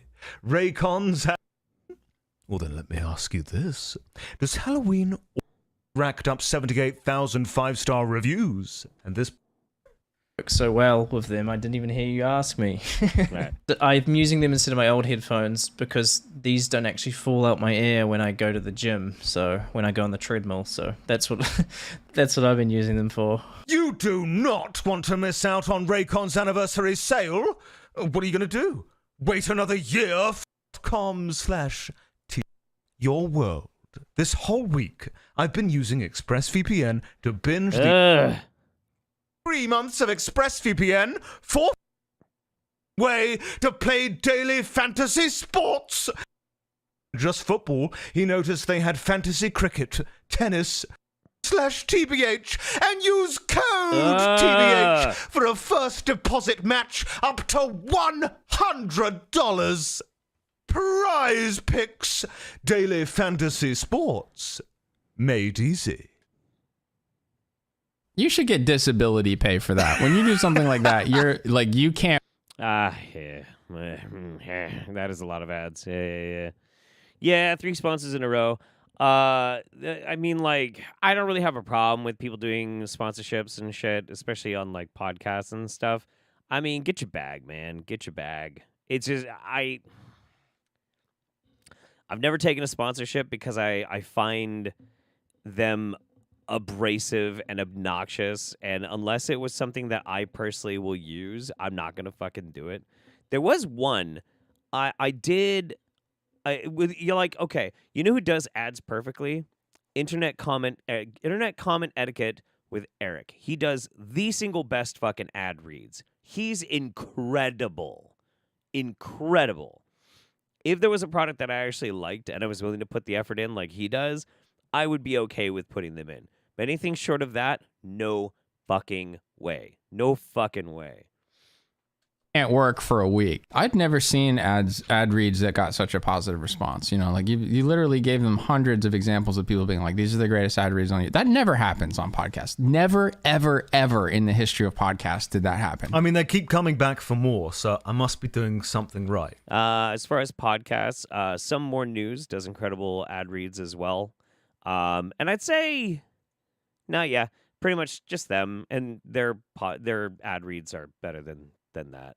Honestly, yeah, for podcasts. I wanted to say Robert Evans, but no, I just love Robert Evans so much, I just don't care that his ad reads are boring. People are going to believe that Hara just missed the episode, he didn't show up. I mean, he was still late, regardless. Oh, yeah, Internet Historian ads are fucking great, too. That's great. Yeah. But people are going to think that he wasn't here. But no, he's been here the entire time and just hasn't said anything. I think he was here for half an hour and then he fell asleep. Do you know, has he divulged any information to you, Jay, about what he's going to be doing at PAX? He's just doing a meet and greet. Like, it's like a 1 hour and a half to 2 hour thing. You know, all the creatures come up to him, I guess get a photo and an autograph or something, and be dealing with sweaty fans. Well, he said the ones at Insomnia, which is the UK equivalent, I suppose, weren't too bad. They were probably not too bad in the sense like they were normal. He didn't get sick after because the poor hygiene. I still feel like the hygiene must have been pretty bad. It is with those conventions. We didn't get sick after. He wasn't sick after, so it couldn't have been that bad. If you touch enough kids, you'll eventually develop an immunity to them. Since the last time we talked about NFTs, nerd, has there now been one that isn't total shit? So there's almost nothing I can hold up that's a PFP project where I can be like, this is not a scam. Do it like this. I can't find anything. There's a couple of very small, there's ones that like, you know, I don't even want to say it by name because I don't think you should get involved, but it's people who all like penguins. And so they just still hang out because they like penguins. That's fine. That's pretty wholesome. But, you know, that's not a great example of what this, you know, all of this was promising it could be. And then, so it all turned out to be bad. And I can't really lift anything up as like, okay, well, here's. Then why are you doing it?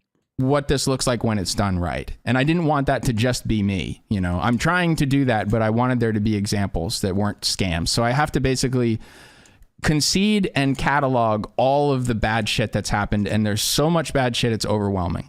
So number one, I've got like basically no... It's all bad. Because the nature of what it is, it's all bad. No one on my side and no one I want on my side.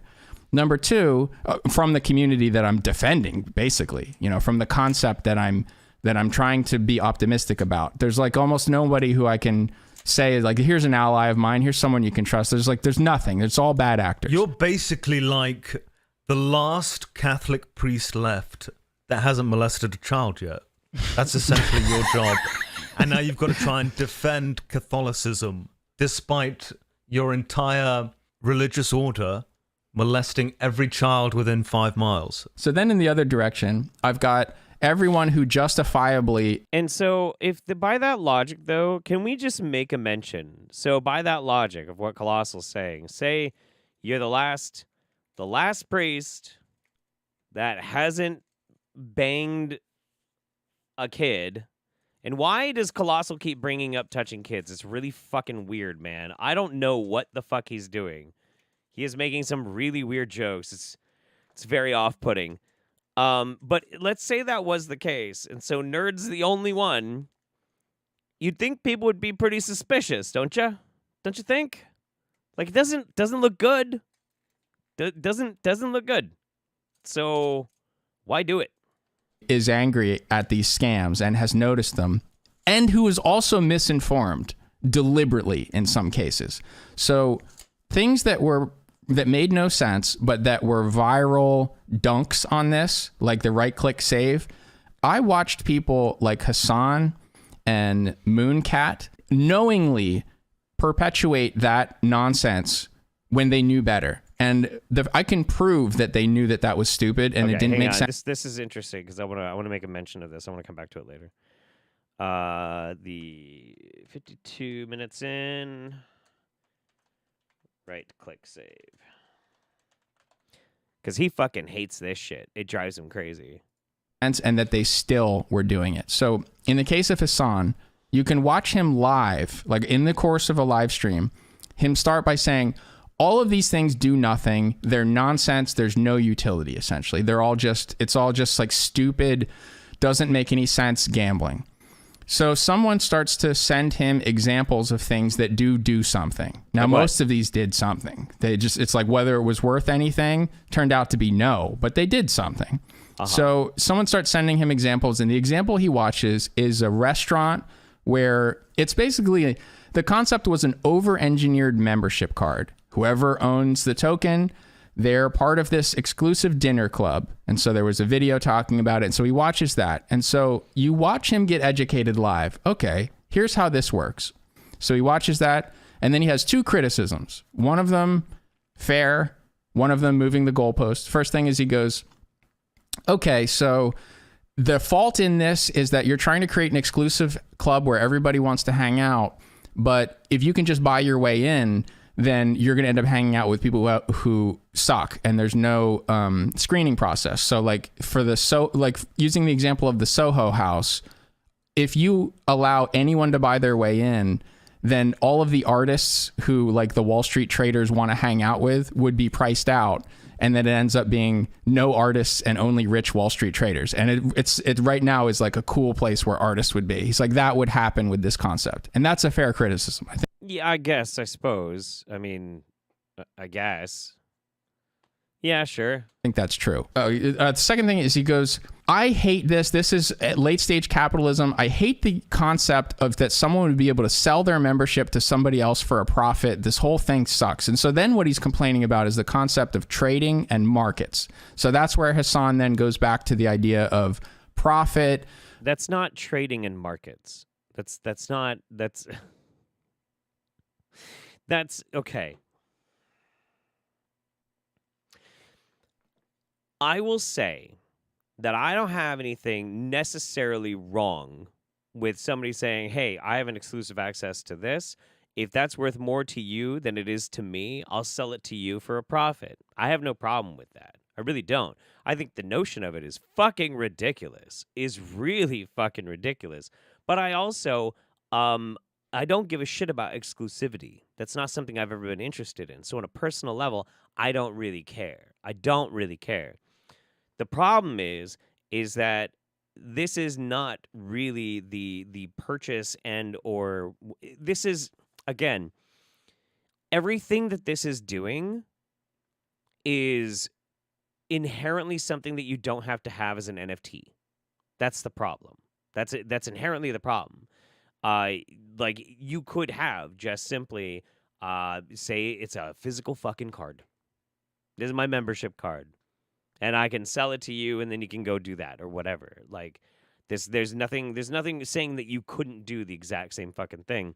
It's that if you're going to be intentionally doing it through an NFT, you're engaging with and interacting with a fucking scam pyramid scheme, a Ponzi scheme, excuse me. You know, it's ridiculous, and it is not really, yeah, it's strange. Of someone like monopolizing ownership of anything individually. He doesn't like any of that. And so like his I hate America starts to show a bit there. But He's moved the that has nothing to do with America. NFTs. Oh my fucking god. Jesus fucking Christ. Nerd, shut up. goalpost from, okay, these things do nothing, to I don't like what they do, and what they do is dumb. Okay. You could also do the same things without them having to be an NFT. So, yeah, technically they don't do anything. Like, you can give a utility to something, but if it's an overly complex and vulnerable way of doing something that could otherwise be done in a much better way, I would say, yeah, they basically do nothing. In fact, they do less than nothing. They make things worse. Like, that's not moving the goalposts either. You know, fair enough, but at least at that point, you've acknowledged that they do something. And then right afterwards, it's like he never heard that. He goes right back to, so here's how you right-click and save these guys. You just screenshot it, and you do that, and everyone gets mad. And he just perpetuated that again. And that was fucking bullshit. Because you like try to take the screenshot of the membership card to the restaurant and try to get in. You can't. It doesn't work that way. You have to prove that you own it, you know? So he knew that didn't make sense, but like I was saying before, with the ends justifies the means. Even though he knew he was perpetuating a nonsensical, gibberish meme, he still did it because it was doing damage. He's like, let me just keep doing this because this is landing. This has got legs. This juices. Let me keep saying this. And the other person who did that was Mooncat.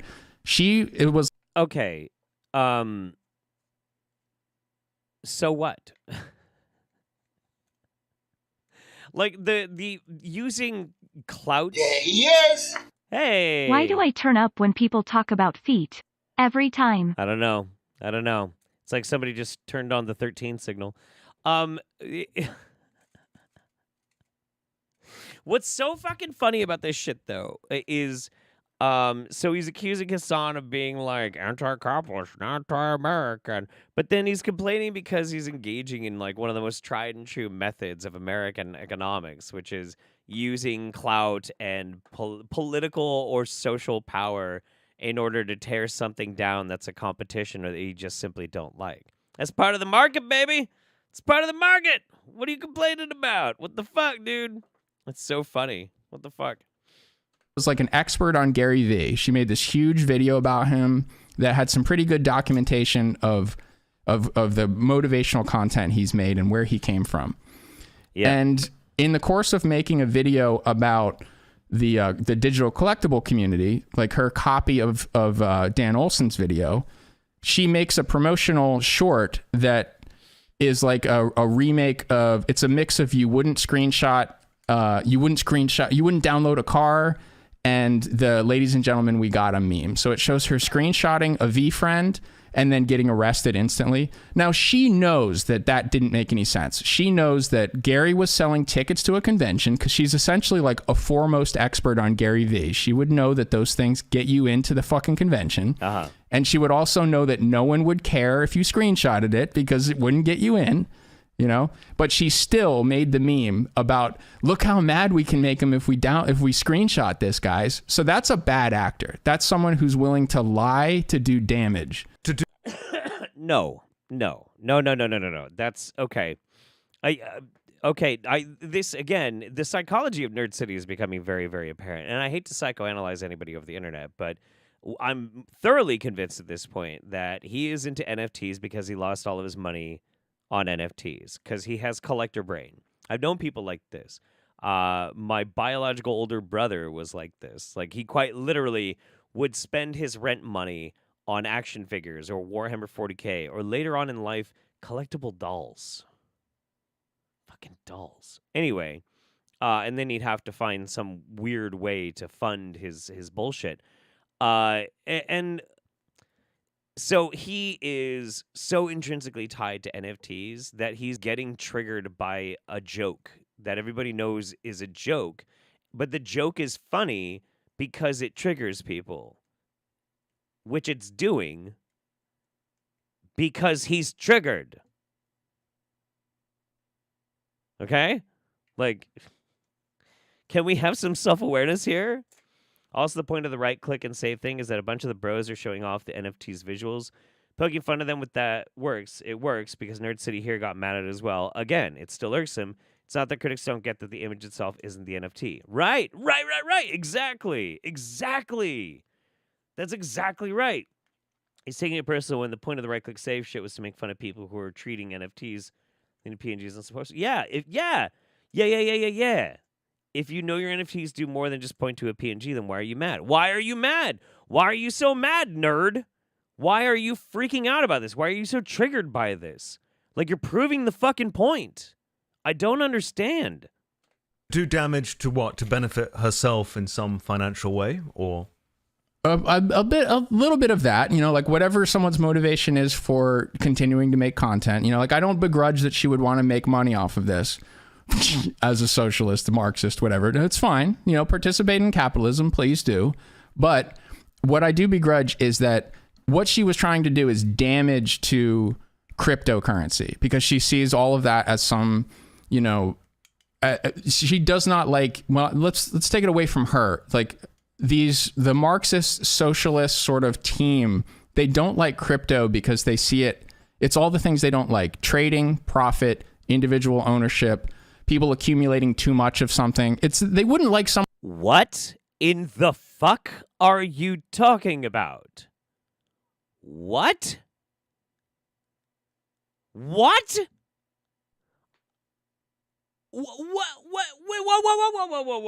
Okay, all right, okay. Yeah, a communist state would have a market as well. I don't understand what the fuck he's talking about. Like, and this is like, he's trying to make an argument against like a fucking 12-year-old's conception of what socialism is. What the fuck? Only capitalism allows markets. Right. Yeah. Of course.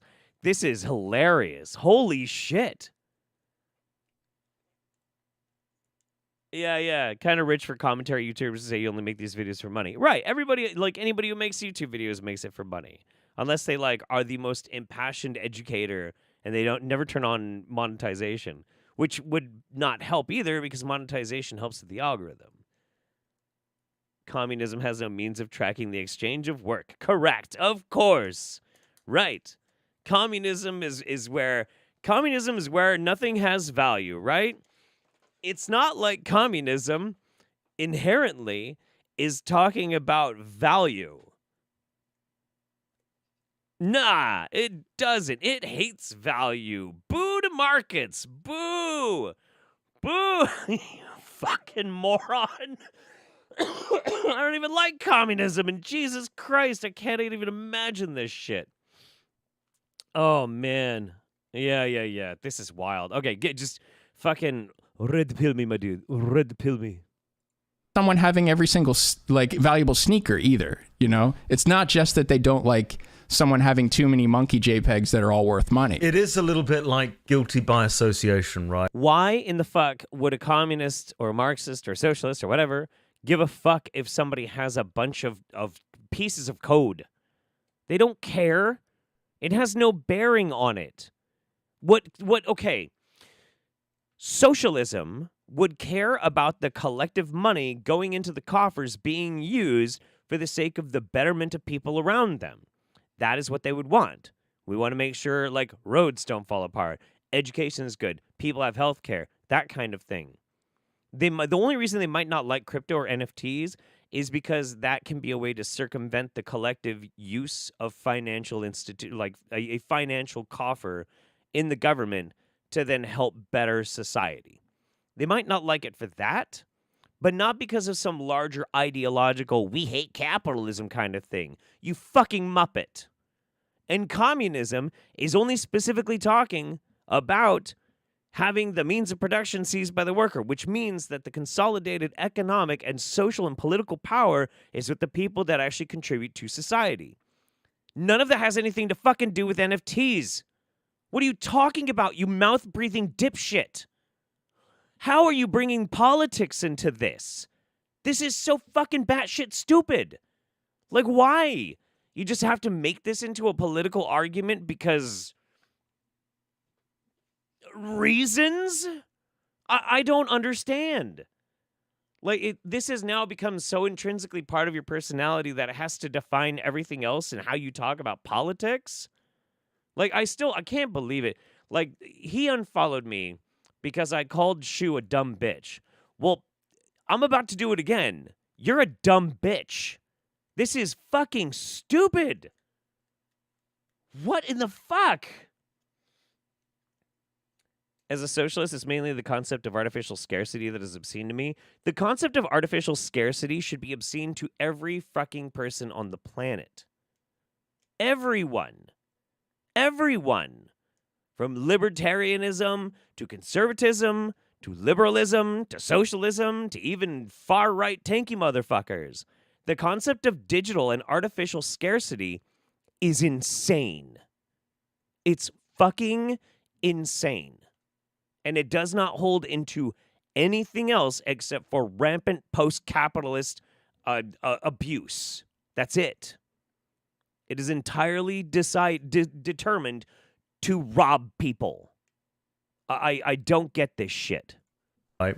So anyone who's associated with cryptocurrency or NFTs is guilty by that association. 99% of people are scammers, so I do not like this particular project, which may or may not be a scam, because of all these other scammers. And I think it's almost like... So you have a problem with an informed prediction? Like, what? Literally even Nerd admits, everything was a scam or it sucked, but mine will be different. Why are you mad that people are going to assume that it's going to be shit? Like, you are choosing to put your entire personality, your whole credibility, and apparently, like, your psychology about the entire fucking world into a thing that is inherently broken and proven to be shit. But you're going to change it. And it's really mean when people just won't give it a chance. Dude, you bitch. Like, it's almost fair enough. If 99.9% of all of these projects are scams, can you really expect them to think like that 0.1% yes, is going to be such a great thing? Yeah. I think that's a hopeless black-pilled way of looking at things. And if I was the way I looked at things, then when I make videos criticizing YouTube, I would be telling people not to use YouTube. You know, I would be saying like, wow, look at how shitty the creators are that are promoted. Look at how much they ignore our concerns. We shouldn't use this platform. And it's never been my message. It's like, these are problems that can be addressed. Like, we demand these to get better. And and how much has it gotten better, Nerd? And all the times that you've been making these videos and saying like YouTube needs to change, has it changed? Has it? The answer is no. The answer is no. Remember when the adpocalypse happened? Because I know you do. And we all lost about, I don't know, anywhere from 70 to 90% of our ad revenue because of a controversy with YouTube ads, because they lost a bunch of advertisers. Do you remember that? And then you remember how we forgot all about it, but then YouTube ad revenue kept climbing through the fucking roof, and we never got any of that money back? You remember that? I hope you do. I hope you're paying attention. Because these are systemic things that we have no control over, and it does not fucking matter. It's why, unlike you, I do tell people, don't do YouTube as a job. Do not rely on YouTube for fucking money. Do not rely on YouTube as a safe place to be able to inherently post all of your ideas, no matter how bananas or ridiculous they are. I do that because I'm fucking realistic. Like, this is insane. Oh my God. It's the way that I approach this. And what I'm doing with NFTs is the same thing I did with merch, where I look at least I try to find what is the good and what is the bad, and let's use the good and not replicate the bad. And then we sold merch. You have quite literally not been able to produce anything that was good from NFTs yet. At the end of it, we tried to make the best merch we could. Everybody was happy with it. I'm doing the same thing with this, but what I'm running into is people who think that tokenizing art is synonymous with scam, that there's no way to do it that's not a scam. And so I challenge them in the comments, and I'm like, what do you mean it's a scam? Where's the scam? Where's the scam? Where's the scam? Here's a picture. Buy it. That's it. But you don't buy the picture. You don't get to own the picture. You're not owning the picture.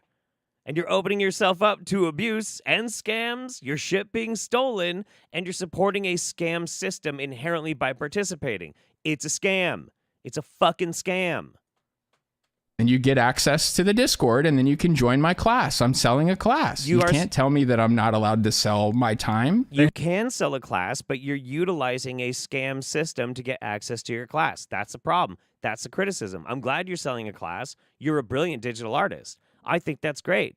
I think you shouldn't force people into participating in your scam in order to get access to your wisdom. I think you should probably just sell it in a more honest and decent way. They have to show where the scam is. They can't. It's like I said, guilty by association. One very mild critique nerd with the video, if you could even call it that. Maybe it's because it changed over time, but I found it like slightly jarring that it was, you spent 35 minutes assaulting Gary Vee, and rightfully so, but then the transition into showing your own stuff, there wasn't as much of a bridge as I thought there would be. Do you think that was just because the video changed over time, so it was harder to like bridge that gap, if that even makes sense? Some of that might be a failure of me not also I was trying to work it into the time that I would normally do a Skillshare ad. So that's about a minute and a half to 60 seconds. So it was almost more like you're more just doing it as a sponsor. You didn't really think of needing a bridge because you were kind of like, you just thought of it because you specifically said we are sponsoring ourselves, right? So I guess you might have just been like, because I think I only saw a couple comments about it, but it was more just like, I know you did point out that it's definitely a good thing for artists, but maybe there wasn't enough of that, and that's why people were kind of confused. I think that's fair to feel jarred by that, and I blame the people who misled you into thinking that it can't possibly be used for anything good. If you've been told that this is irredeemable... You have to be able to prove that it can be used for something good before you can make that distinct declaration. Otherwise, what's the fucking point? I just don't understand, man. I don't understand. You know what I'm definitely going to do in the video that I make about this, though? I am going to, at the end, yes, my store is still Brain Force side effects. Yes, it is. At the end of it, I'm going to make an ad for Holiday Coin. But all Holiday Coin is PayPaling me $5 and sending me an email with proof that you did. And I'll send you back a token, which will be just a confirmation email that if we ever meet in real life, I'm willing to spit in your mouth. Yep. That is 100%. You are buying one Jeff Loogie. You've got to somehow organize that happening, but I will spit in your fucking mouth. And that will be actually more tangible than getting an NFT, because that's a promise for something real, something you can taste. Feet pics, yeah. Oh, dude, no, dude, absolutely. I'll have a limited edition of feet pics that I'll email you, and I'll spit in your mouth. Yeah, absolutely. Can I trade the spit in my mouth for a hug? Probably. Yeah. But I thought if we're going to meet in real life, we're going to tongue kiss. That's just me and you, Griffin. That's actually me and the mod team. Yeah. They get tongue. Anyway, fucking Jesus Christ. Let's keep going. It's all a scam by people who think what's irredeemable is the market and capitalism. You have to understand that part of what they're criticizing when they say it's all bad is they don't like the idea of somebody owning something that they sell for a whole lot of money later. They don't want that to ever happen. They don't like. That's horseshit. That's absolutely horseshit. Because none of the people that you're talking about that are making videos anti-NFT make videos about how much we should burn all Nolan Ryan rookie cards, okay?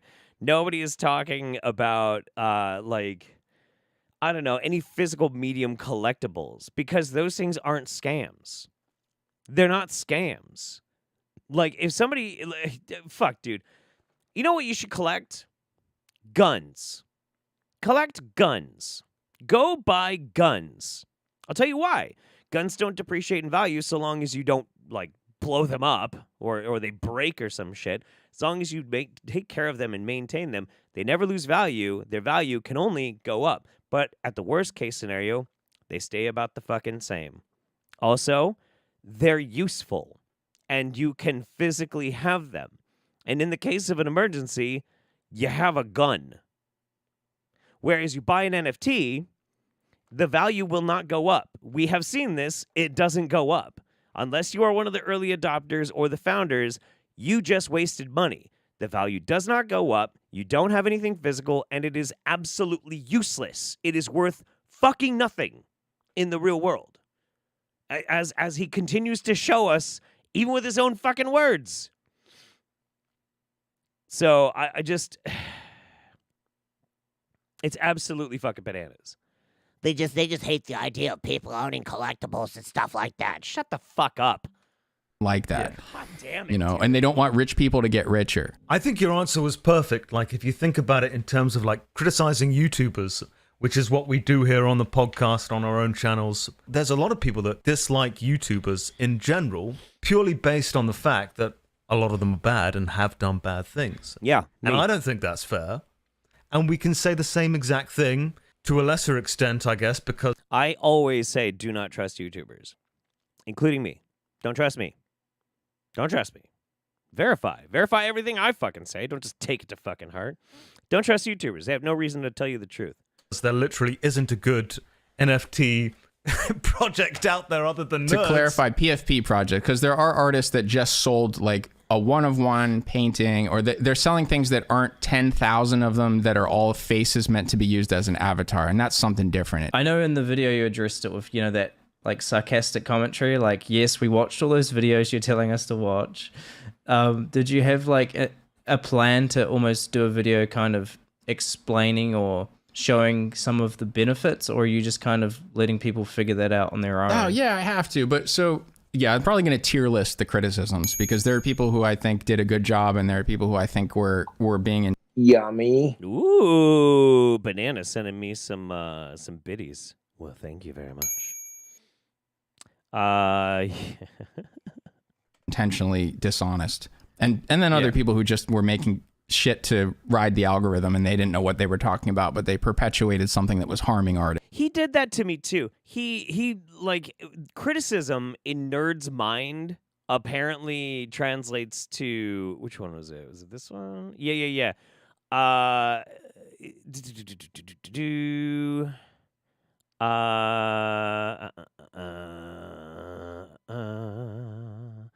I think your natural skepticism spiraled you 360 into being fully mainstream. We could get that kind of smug compliance from Adam Ruins Everything or the press, and most platforms and companies will back you for sure. It'll prove to be the safest route. You might even blow up and recommended. Honestly surprised you're interested in that path now. I don't mind if you really believe what you're saying, but fully aligning with oppression and censorship at the CIA and Pfizer execs is not rebellious. Like, it's pretty fucking wild. He has this thing, where, like, he absolutely makes this, like, conspiratorial mind of anybody that is not agreeing with me is just trying to get in with the algorithm. Like, it's so dumb, and it's so weak and bitch boy. Like, people can just disagree with you, dude. That is something that can fucking happen. So I do want to talk about that. Okay. But it makes sense you explaining it as like you were just doing a sponsor, like now that you've said it, just because I spoke to someone else too. It just was like, it was a little jarring, but the fact that you're saying it was more just a sponsor, it made a lot more sense. Now, what I've been listening to for the past 2 years, there are people who are like in my replies sending me the right click save as, like, oh, I got your NFT now, I got your whatever, like I've been just holding very still for the most part as people battered me with that meme. And so like there is a little bit of irritation that's built up. And so I would like to, there's a part of me that would like to thunderously dunk on how stupid that was and everybody who perpetuated that. But let's just start, let's stay educational, and let's start with the fact you do want to not come off as like defensive, because then they won't even listen, sort of thing. Yeah, who learns from someone who's angry? There's a time and a place for that. And so in that ad, what I wanted to do was like, let's just as casually and as obviously as possible show people that here's the value that I'm providing, which is You're going to get some time, tutoring, personal attention on something that's cutting edge, useful right now if you're into creating visuals. So like this is the best value, expiring value of the moment that I could teach you. It's like, here's the value. Second, how do you get in?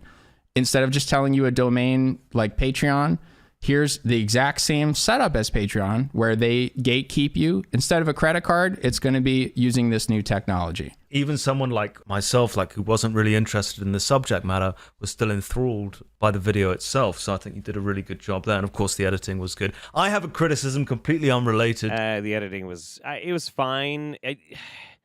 Honestly, it was a really boring video.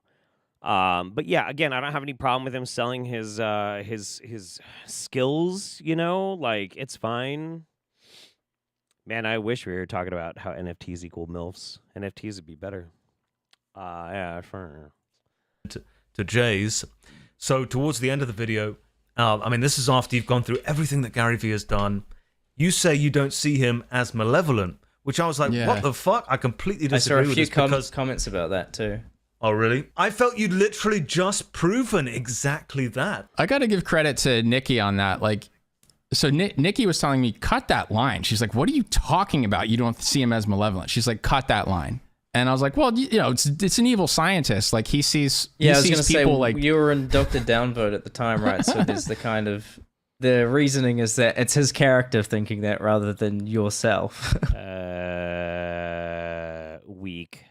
A couple things, like first he develops his own takes that are always a little bit unpredictable, you know, so him thinking that someone got tricked into buying a doodle is like a misdemeanor, you know, for an evil scientist. And then also like I would say Ryan and I were a little bit like overly trusting that Gary was a good actor up until the last minute, and something happened. Oh yeah, it was like we were in the final stage of this video, and before the Ryan was sending me videos of Gary talking to people about like bullying them for the floor, and I went like, damn, I'm like, I can't believe he was doing this to people. This sucks. Like he's shaming them in public for just being willing to sell one of these things at a 10 times profit. Like, this is so fucked up. And Nikki heard from the other room. She goes like, I'm embarrassed for the two of you. She's like, I can't believe the two of you thought he was a good guy. She's like, he's... How does digital scarcity even work? If you find something online, you can save it and share it as many times as you like. Correct. But that's the thing. Like, NFTs are not... So everything online, as far as like digital medium, pictures, music, movies, that sort of thing, they are available and infinitely copyable. So the internet is digital post-scarcity. There is no scarcity. What they're selling is a little piece of code on the blockchain. That's it. And this little code says that, yes, I belong to this wallet, because it's tied to crypto inherently. You can't divest NFTs from crypto.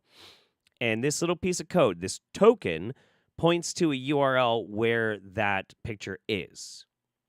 So in theory, nobody can replicate that token. And that's what makes it scarce. And through these minting systems, there's only so many that can be minted. So that's where the artificial scarcity comes from. They are artificially making things rare. And if you're thinking to yourself, that's fucking insane. Yes. Yes, it is. Because it's also not truly ownership of the medium itself, nor is it any protection whatsoever for people utilizing it. You have to do that through other means and methods. Like in all the ways in which this is supposed to like be an innovative way to help with some of the problems of capitalism, it is not. And in fact, it makes it worse. It is insane. Insane. Yeah, there is no intrinsic value at all in this, only the perceived. Now, where some of the value of this comes from is that NFTs being tied to crypto has a speculative value. Now, every time you hear something has a speculative value, think gambling. Because that's what it is. It's gambling. That's it. Gambling. So, I mean, it's just fucking insane, dude. Like, because all these NFTs are based on Ethereum. And so Ethereum and the value of Ethereum can go all over the fucking place, right?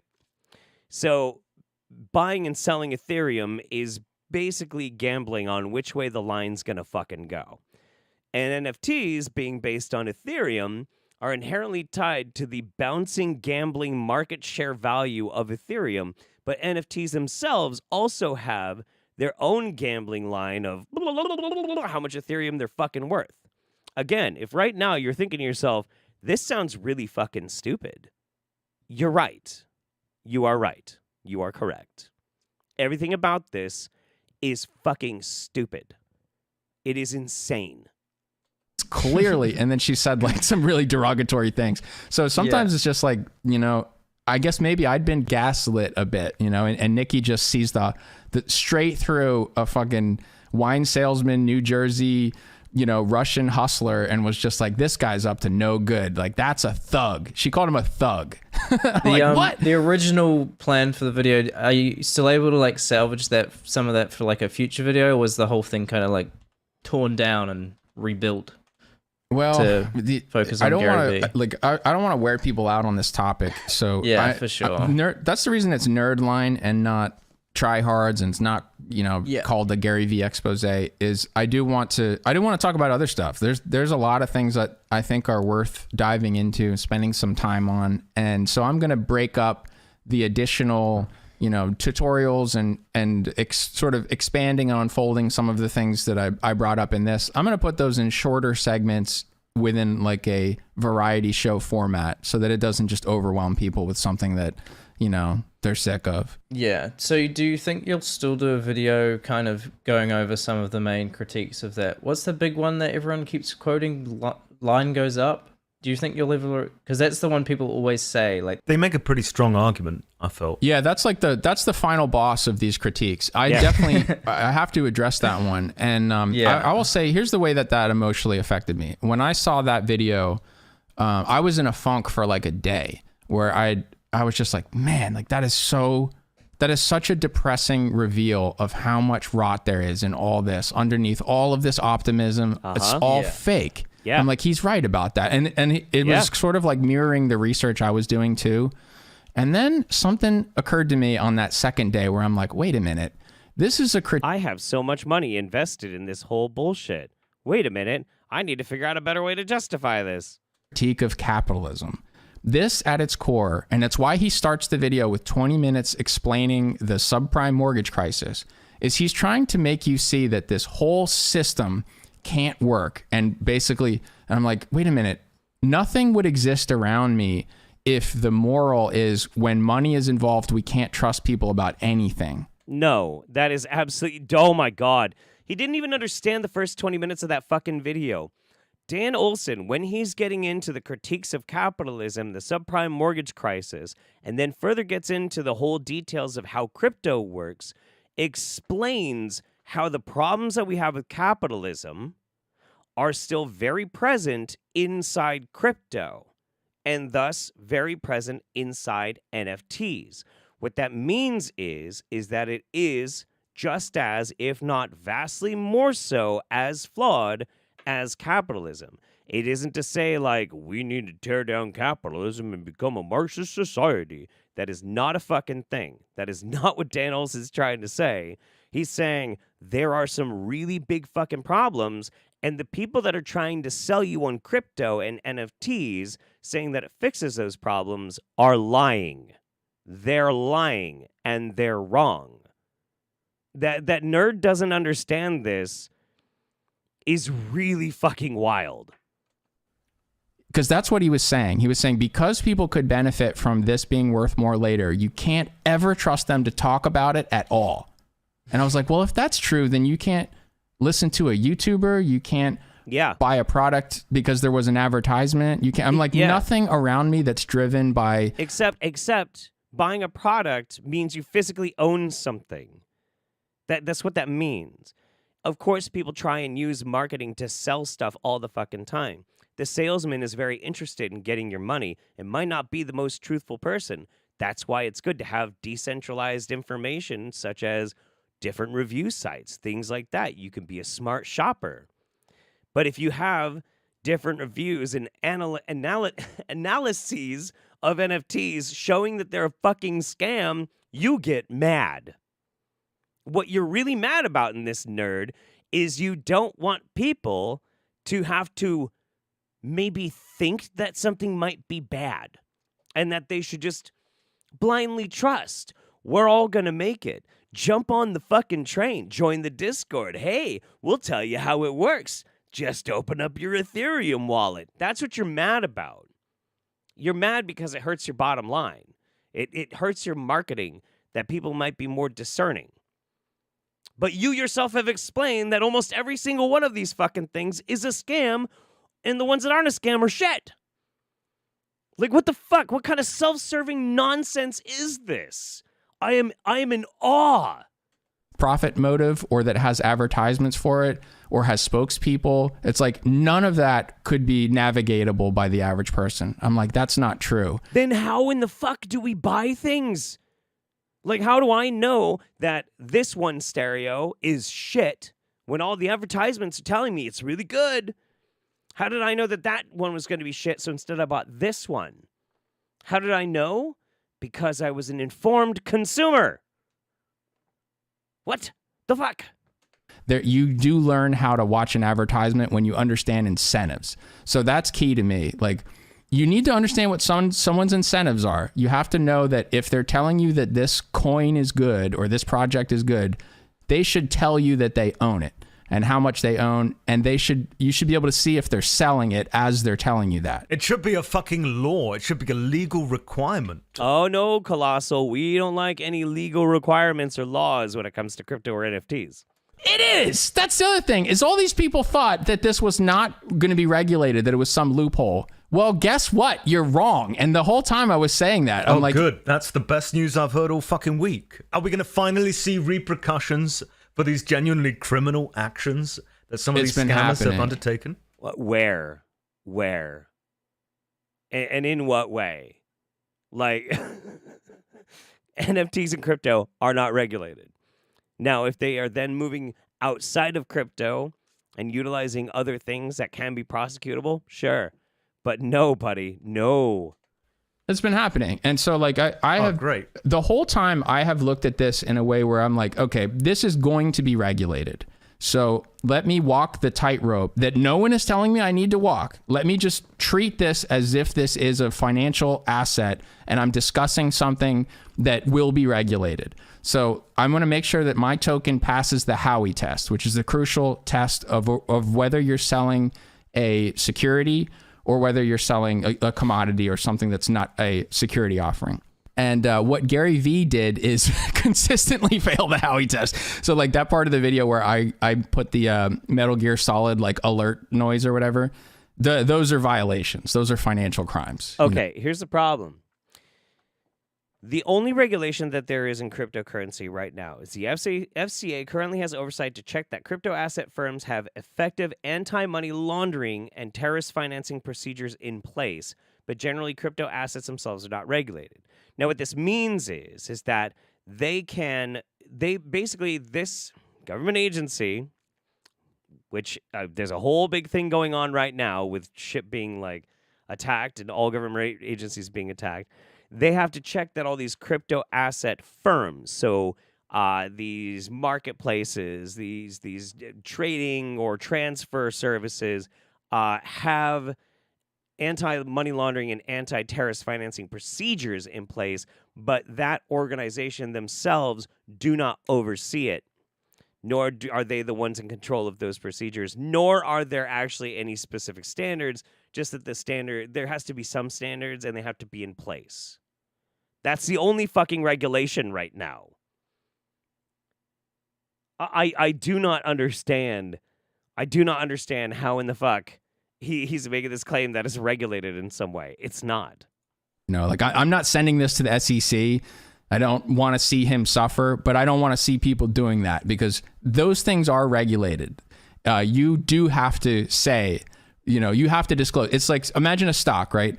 If you read an article about how Tesla's bad, the person who wrote it needs to say that they have shorted Tesla, so they stand to benefit from causing a panic where the price would go down. They profit. They legally have to say that.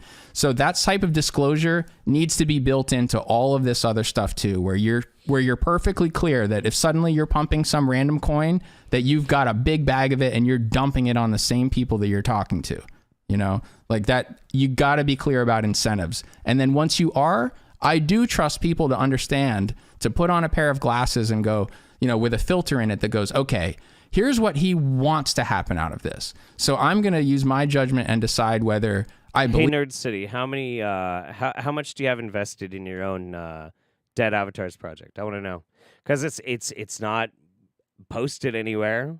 You know, does somebody have to be first and foremost in your community and at the mercy of people coming and trying to sell this concept to me before I can know how much you have invested in it? Could I please see the address of your crypto wallet that's tied specifically to your Dead Avatars project? Could I see that? I want to be able to know how much you're moving and how much is going where. I want to know, because if we're being transparent about it, let's be transparent about it. Now, if that's available, but it's only available in your Discord, that I have a problem with. I would like to know. I would like to see.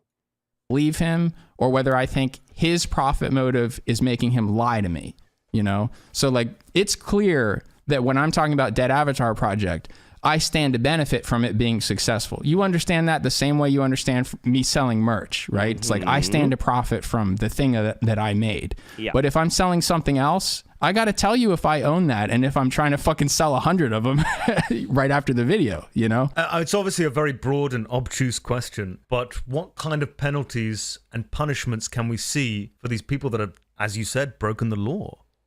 Well, one just happened. Ashton Kutcher and Mila Kunis from That 70s Show, I think they're a couple. They're a husband and wife. They just got fined by the SEC for stoner cats because they had mentioned the secondary market. So they had been hyping the fact that you will be able to sell these for more than you bought it for, which is a no-no.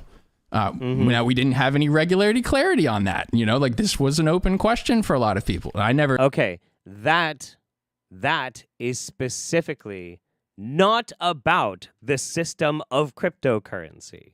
That is not the system of cryptocurrency.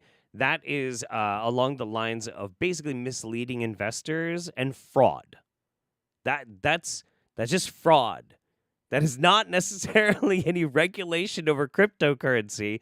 That's regulation over fucking fraud. Like, I don't understand. Yay, I got pledged $5 on Patreon. Yay. Thank you. You get a holiday coin. You can't conflate those two fucking things. You can't, because they're not the same fucking thing. If you lie to people and try and tell them like, yeah, to that degree, sure. Also, there's a significant difference between Mila Kunis and Ashton Kutcher telling this kind of shit and making a big promise to people on a broad scale that, yeah, of course, they're going to get taken down a peg. And, I don't know, a YouTuber. There's a big difference there. You know? Like, I just, I'm sorry. It's absolutely insane. I'm sure the SEC is modding the Discord totally above, brah. Yeah, it's totally above board, for sure. That's so fucking dumb. Oh, my God. Never thought it was that much of an open question. I did not lean into that. So they had promised that basically their abilities as Hollywood producers and their skill set with making products was going to pump the value of their token, and so you would be able to sell it for more later. And that turned out to be something that the SEC says fails the Howey test. That you're selling something based off the abilities of the promoter, where the value of this thing, the shared enterprise of this security, is closely tied to the ability for the promoter to bring in more people. That means it's a security. And so if it's a security, you have to register with the SEC. There's no process for that yet. There's no form. It's all in the works. But this is how regulation starts. It starts with a fine, and it sets a precedent, and then it starts to become the law. Do you think we're going to see anything beyond a fine? Are there going to be cases where there's actually going to be a prison sentence? For PFP collections, it probably will be fines. For FTX and things where, you know. Okay, we're gonna do a little bit of math here, real quick. 1 second. Just need to do this. Boom, boom, boom, boom, boom, boom. All right. So what they're talking about is Stoner Cats. Stoner Cats, which was the NFT backing an animated web series that was more or less owned by Mila Kunis, Ashton Kutcher. A bunch of other people were involved in it too. There are 10,413 tokens of Stoner Cats, the average price of which is $78. Huh? Okay. Not too bad. Not too bad. Now, the big question that I have, though, is at what point the historical price chart was the Stoner Cats? Because right now that's $812,000, 214. Now, what I'm curious about is... Oh, that's an Ethereum. God damn it. I don't want to do... I really don't want to do fucking math right now. Because at that point, that was...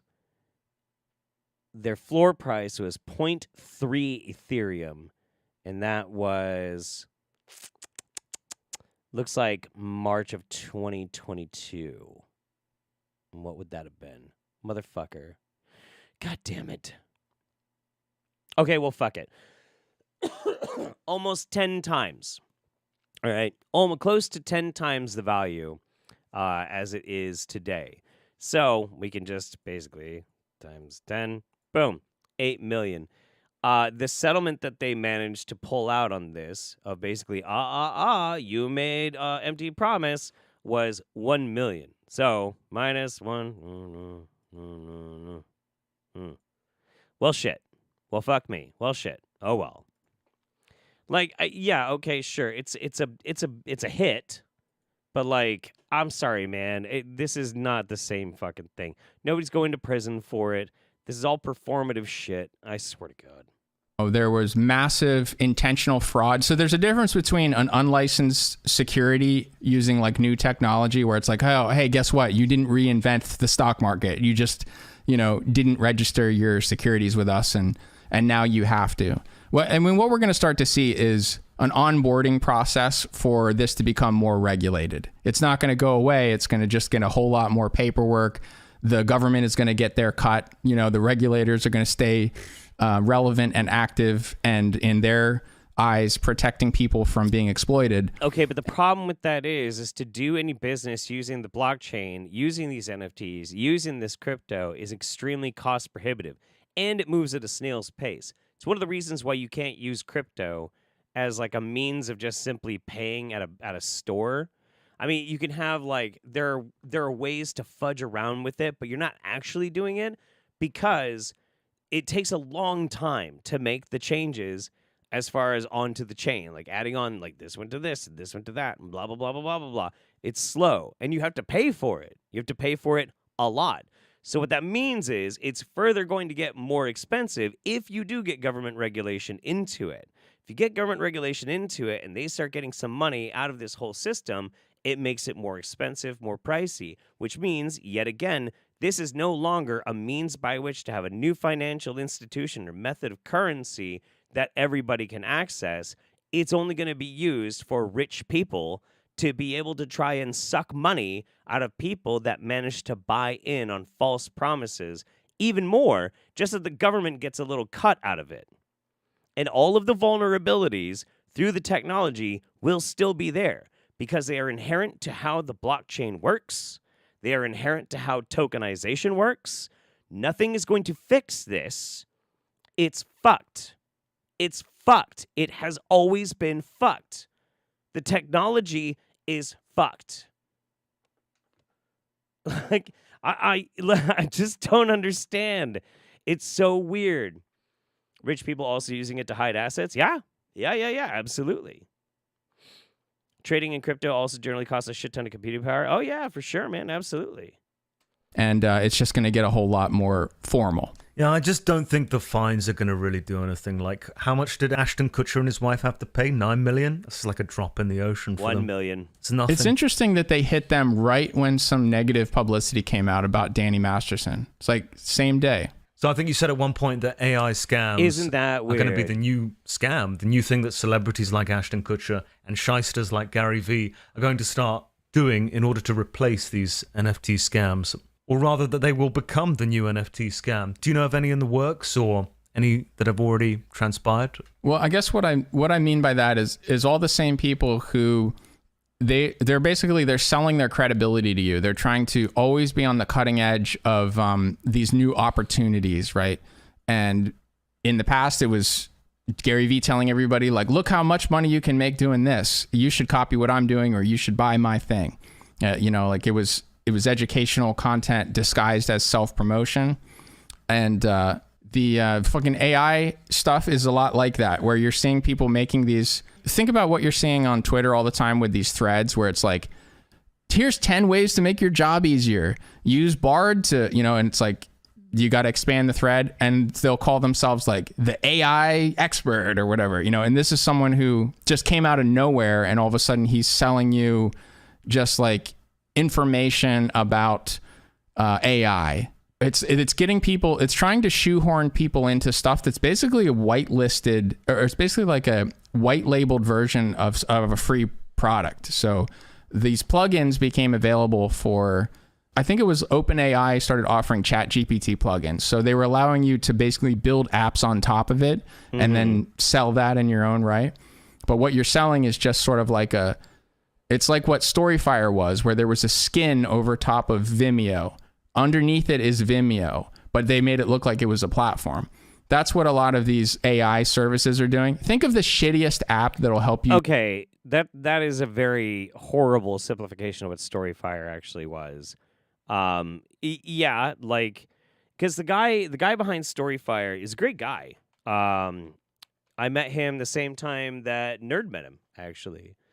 But what really was like the basis behind Storyfire was to have a centralized means by which to see like content across a bunch of different platforms. And also you could upload specifically to Storyfire, which was in fact a skin for Vimeo.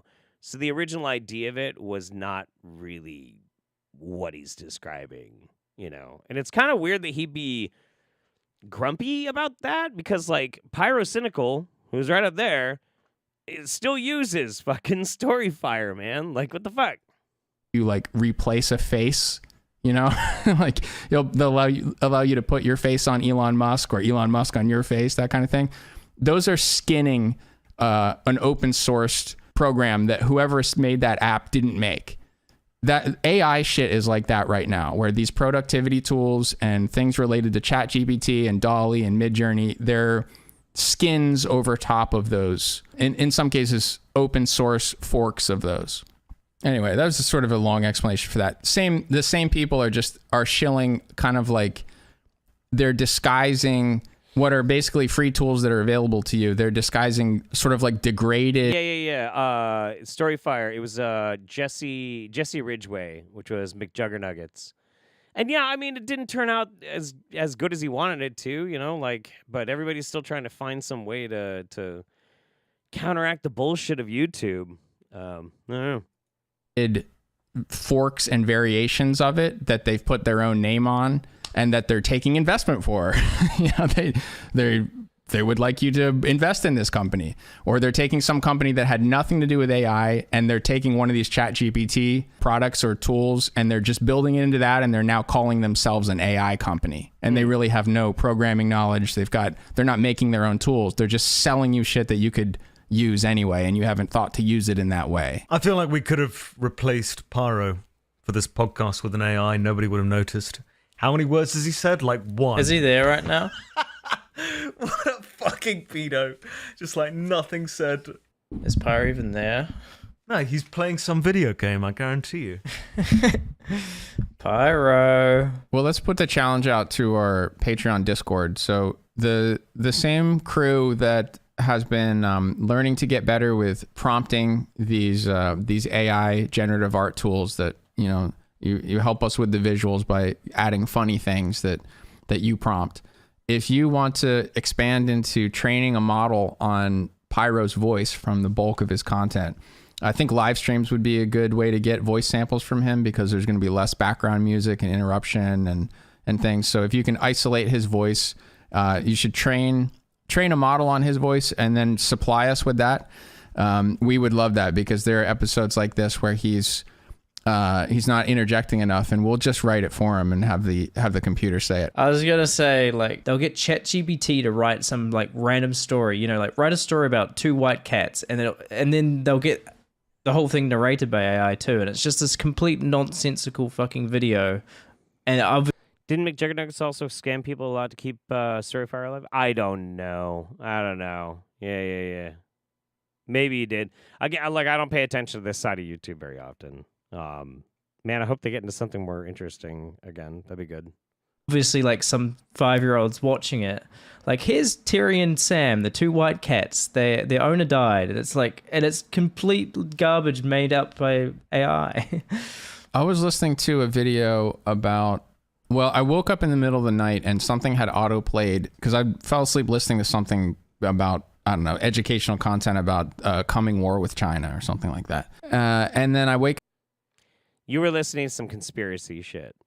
up and they're talking about, we don't even know who built the canals in the United States of America, that people are speculating that it could have been made by engineers, but it doesn't seem like there were any engineers at the time. So they were talking about things that were not that long ago, where you can probably get the names, you know who built it. It's probably written into the side of it. It's like engraved with the year and something, it's like, it's not a mystery. Plenty of records of it. And they're talking about it as if it's like the pyramids or alien stuff. And it's like, this was not written by a person. This was just like ChatGPT generating. Okay, all right. Yeah. Okay, I was like, that sounds fucking bizarre. Yeah, sure. Here, I'm going to skip ahead like 3 minutes. See if there's anything interesting going on. Reward agitating content. Not only did that get worse, oh god, the like he monetization incentivized it with so the monetization.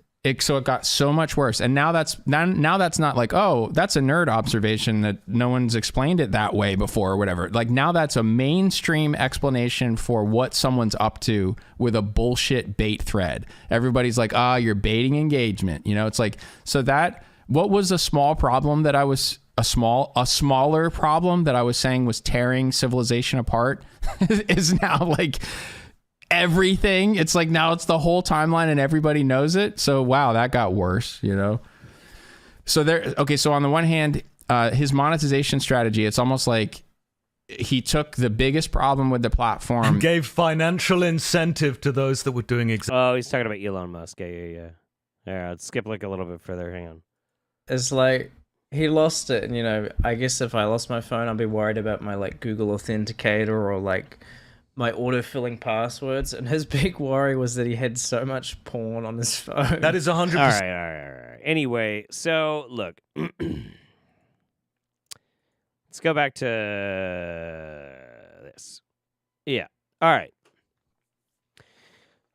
I have a problem, and it is continuing to be a problem. And that problem is that I'm very disappointed.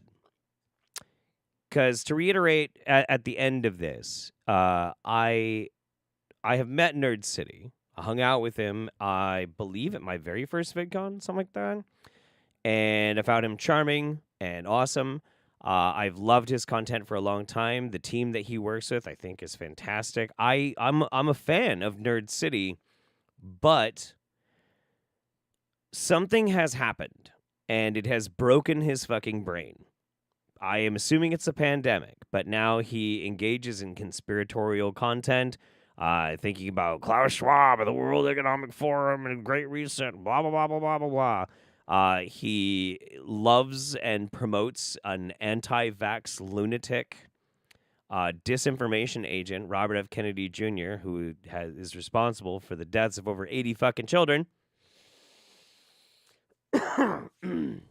And he makes a video basically ripping apart NFT scams only to basically promote his own NFT scam.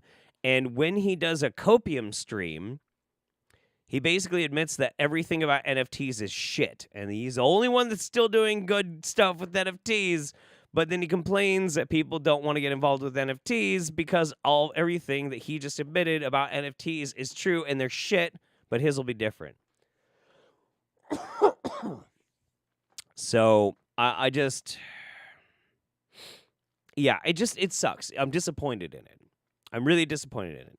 And if not for the fact that he basically called me a fucking shill, I don't think I give as much of a shit, but I do. But I fucking do. I don't like when somebody insinuates that I, for some reason, am in bed with the CIA and Big Pharma and BreadTube, and I'm just trying to, like, gain into the algorithm to maximize my attention and shit. And here you are doing everything you can to try and promote a technology that is inherently a scam. So yeah, I took it a little personal, which is why I'm making a video about this. Now, what I am going to do is usually these streams on my second channel, I just put them as unlisted or whatever. I'm not going to do that this time. I'm going to leave this one public because you know what? I hope he fucking watches it. I hope he fucking watches it. I really do. So that's how that's gonna go. In fact, to make sure that we are at that point, I'm gonna end the YouTube stream here in just a minute, and we'll just keep going over on Twitch, and that way it'll be just done. We'll just leave that one done. So yeah, there. You broke my heart. You broke my heart, nerd. You broke my heart so much. It makes me sad. Where do you mail the CIA NSA shill check to me? Oh yeah, I did knock down my PO box. So see, that's a good example of how much I'm a shill and I'm a sellout. My PO box was too expensive, so I had to shut it down. Fucking idiot. Fucking moron.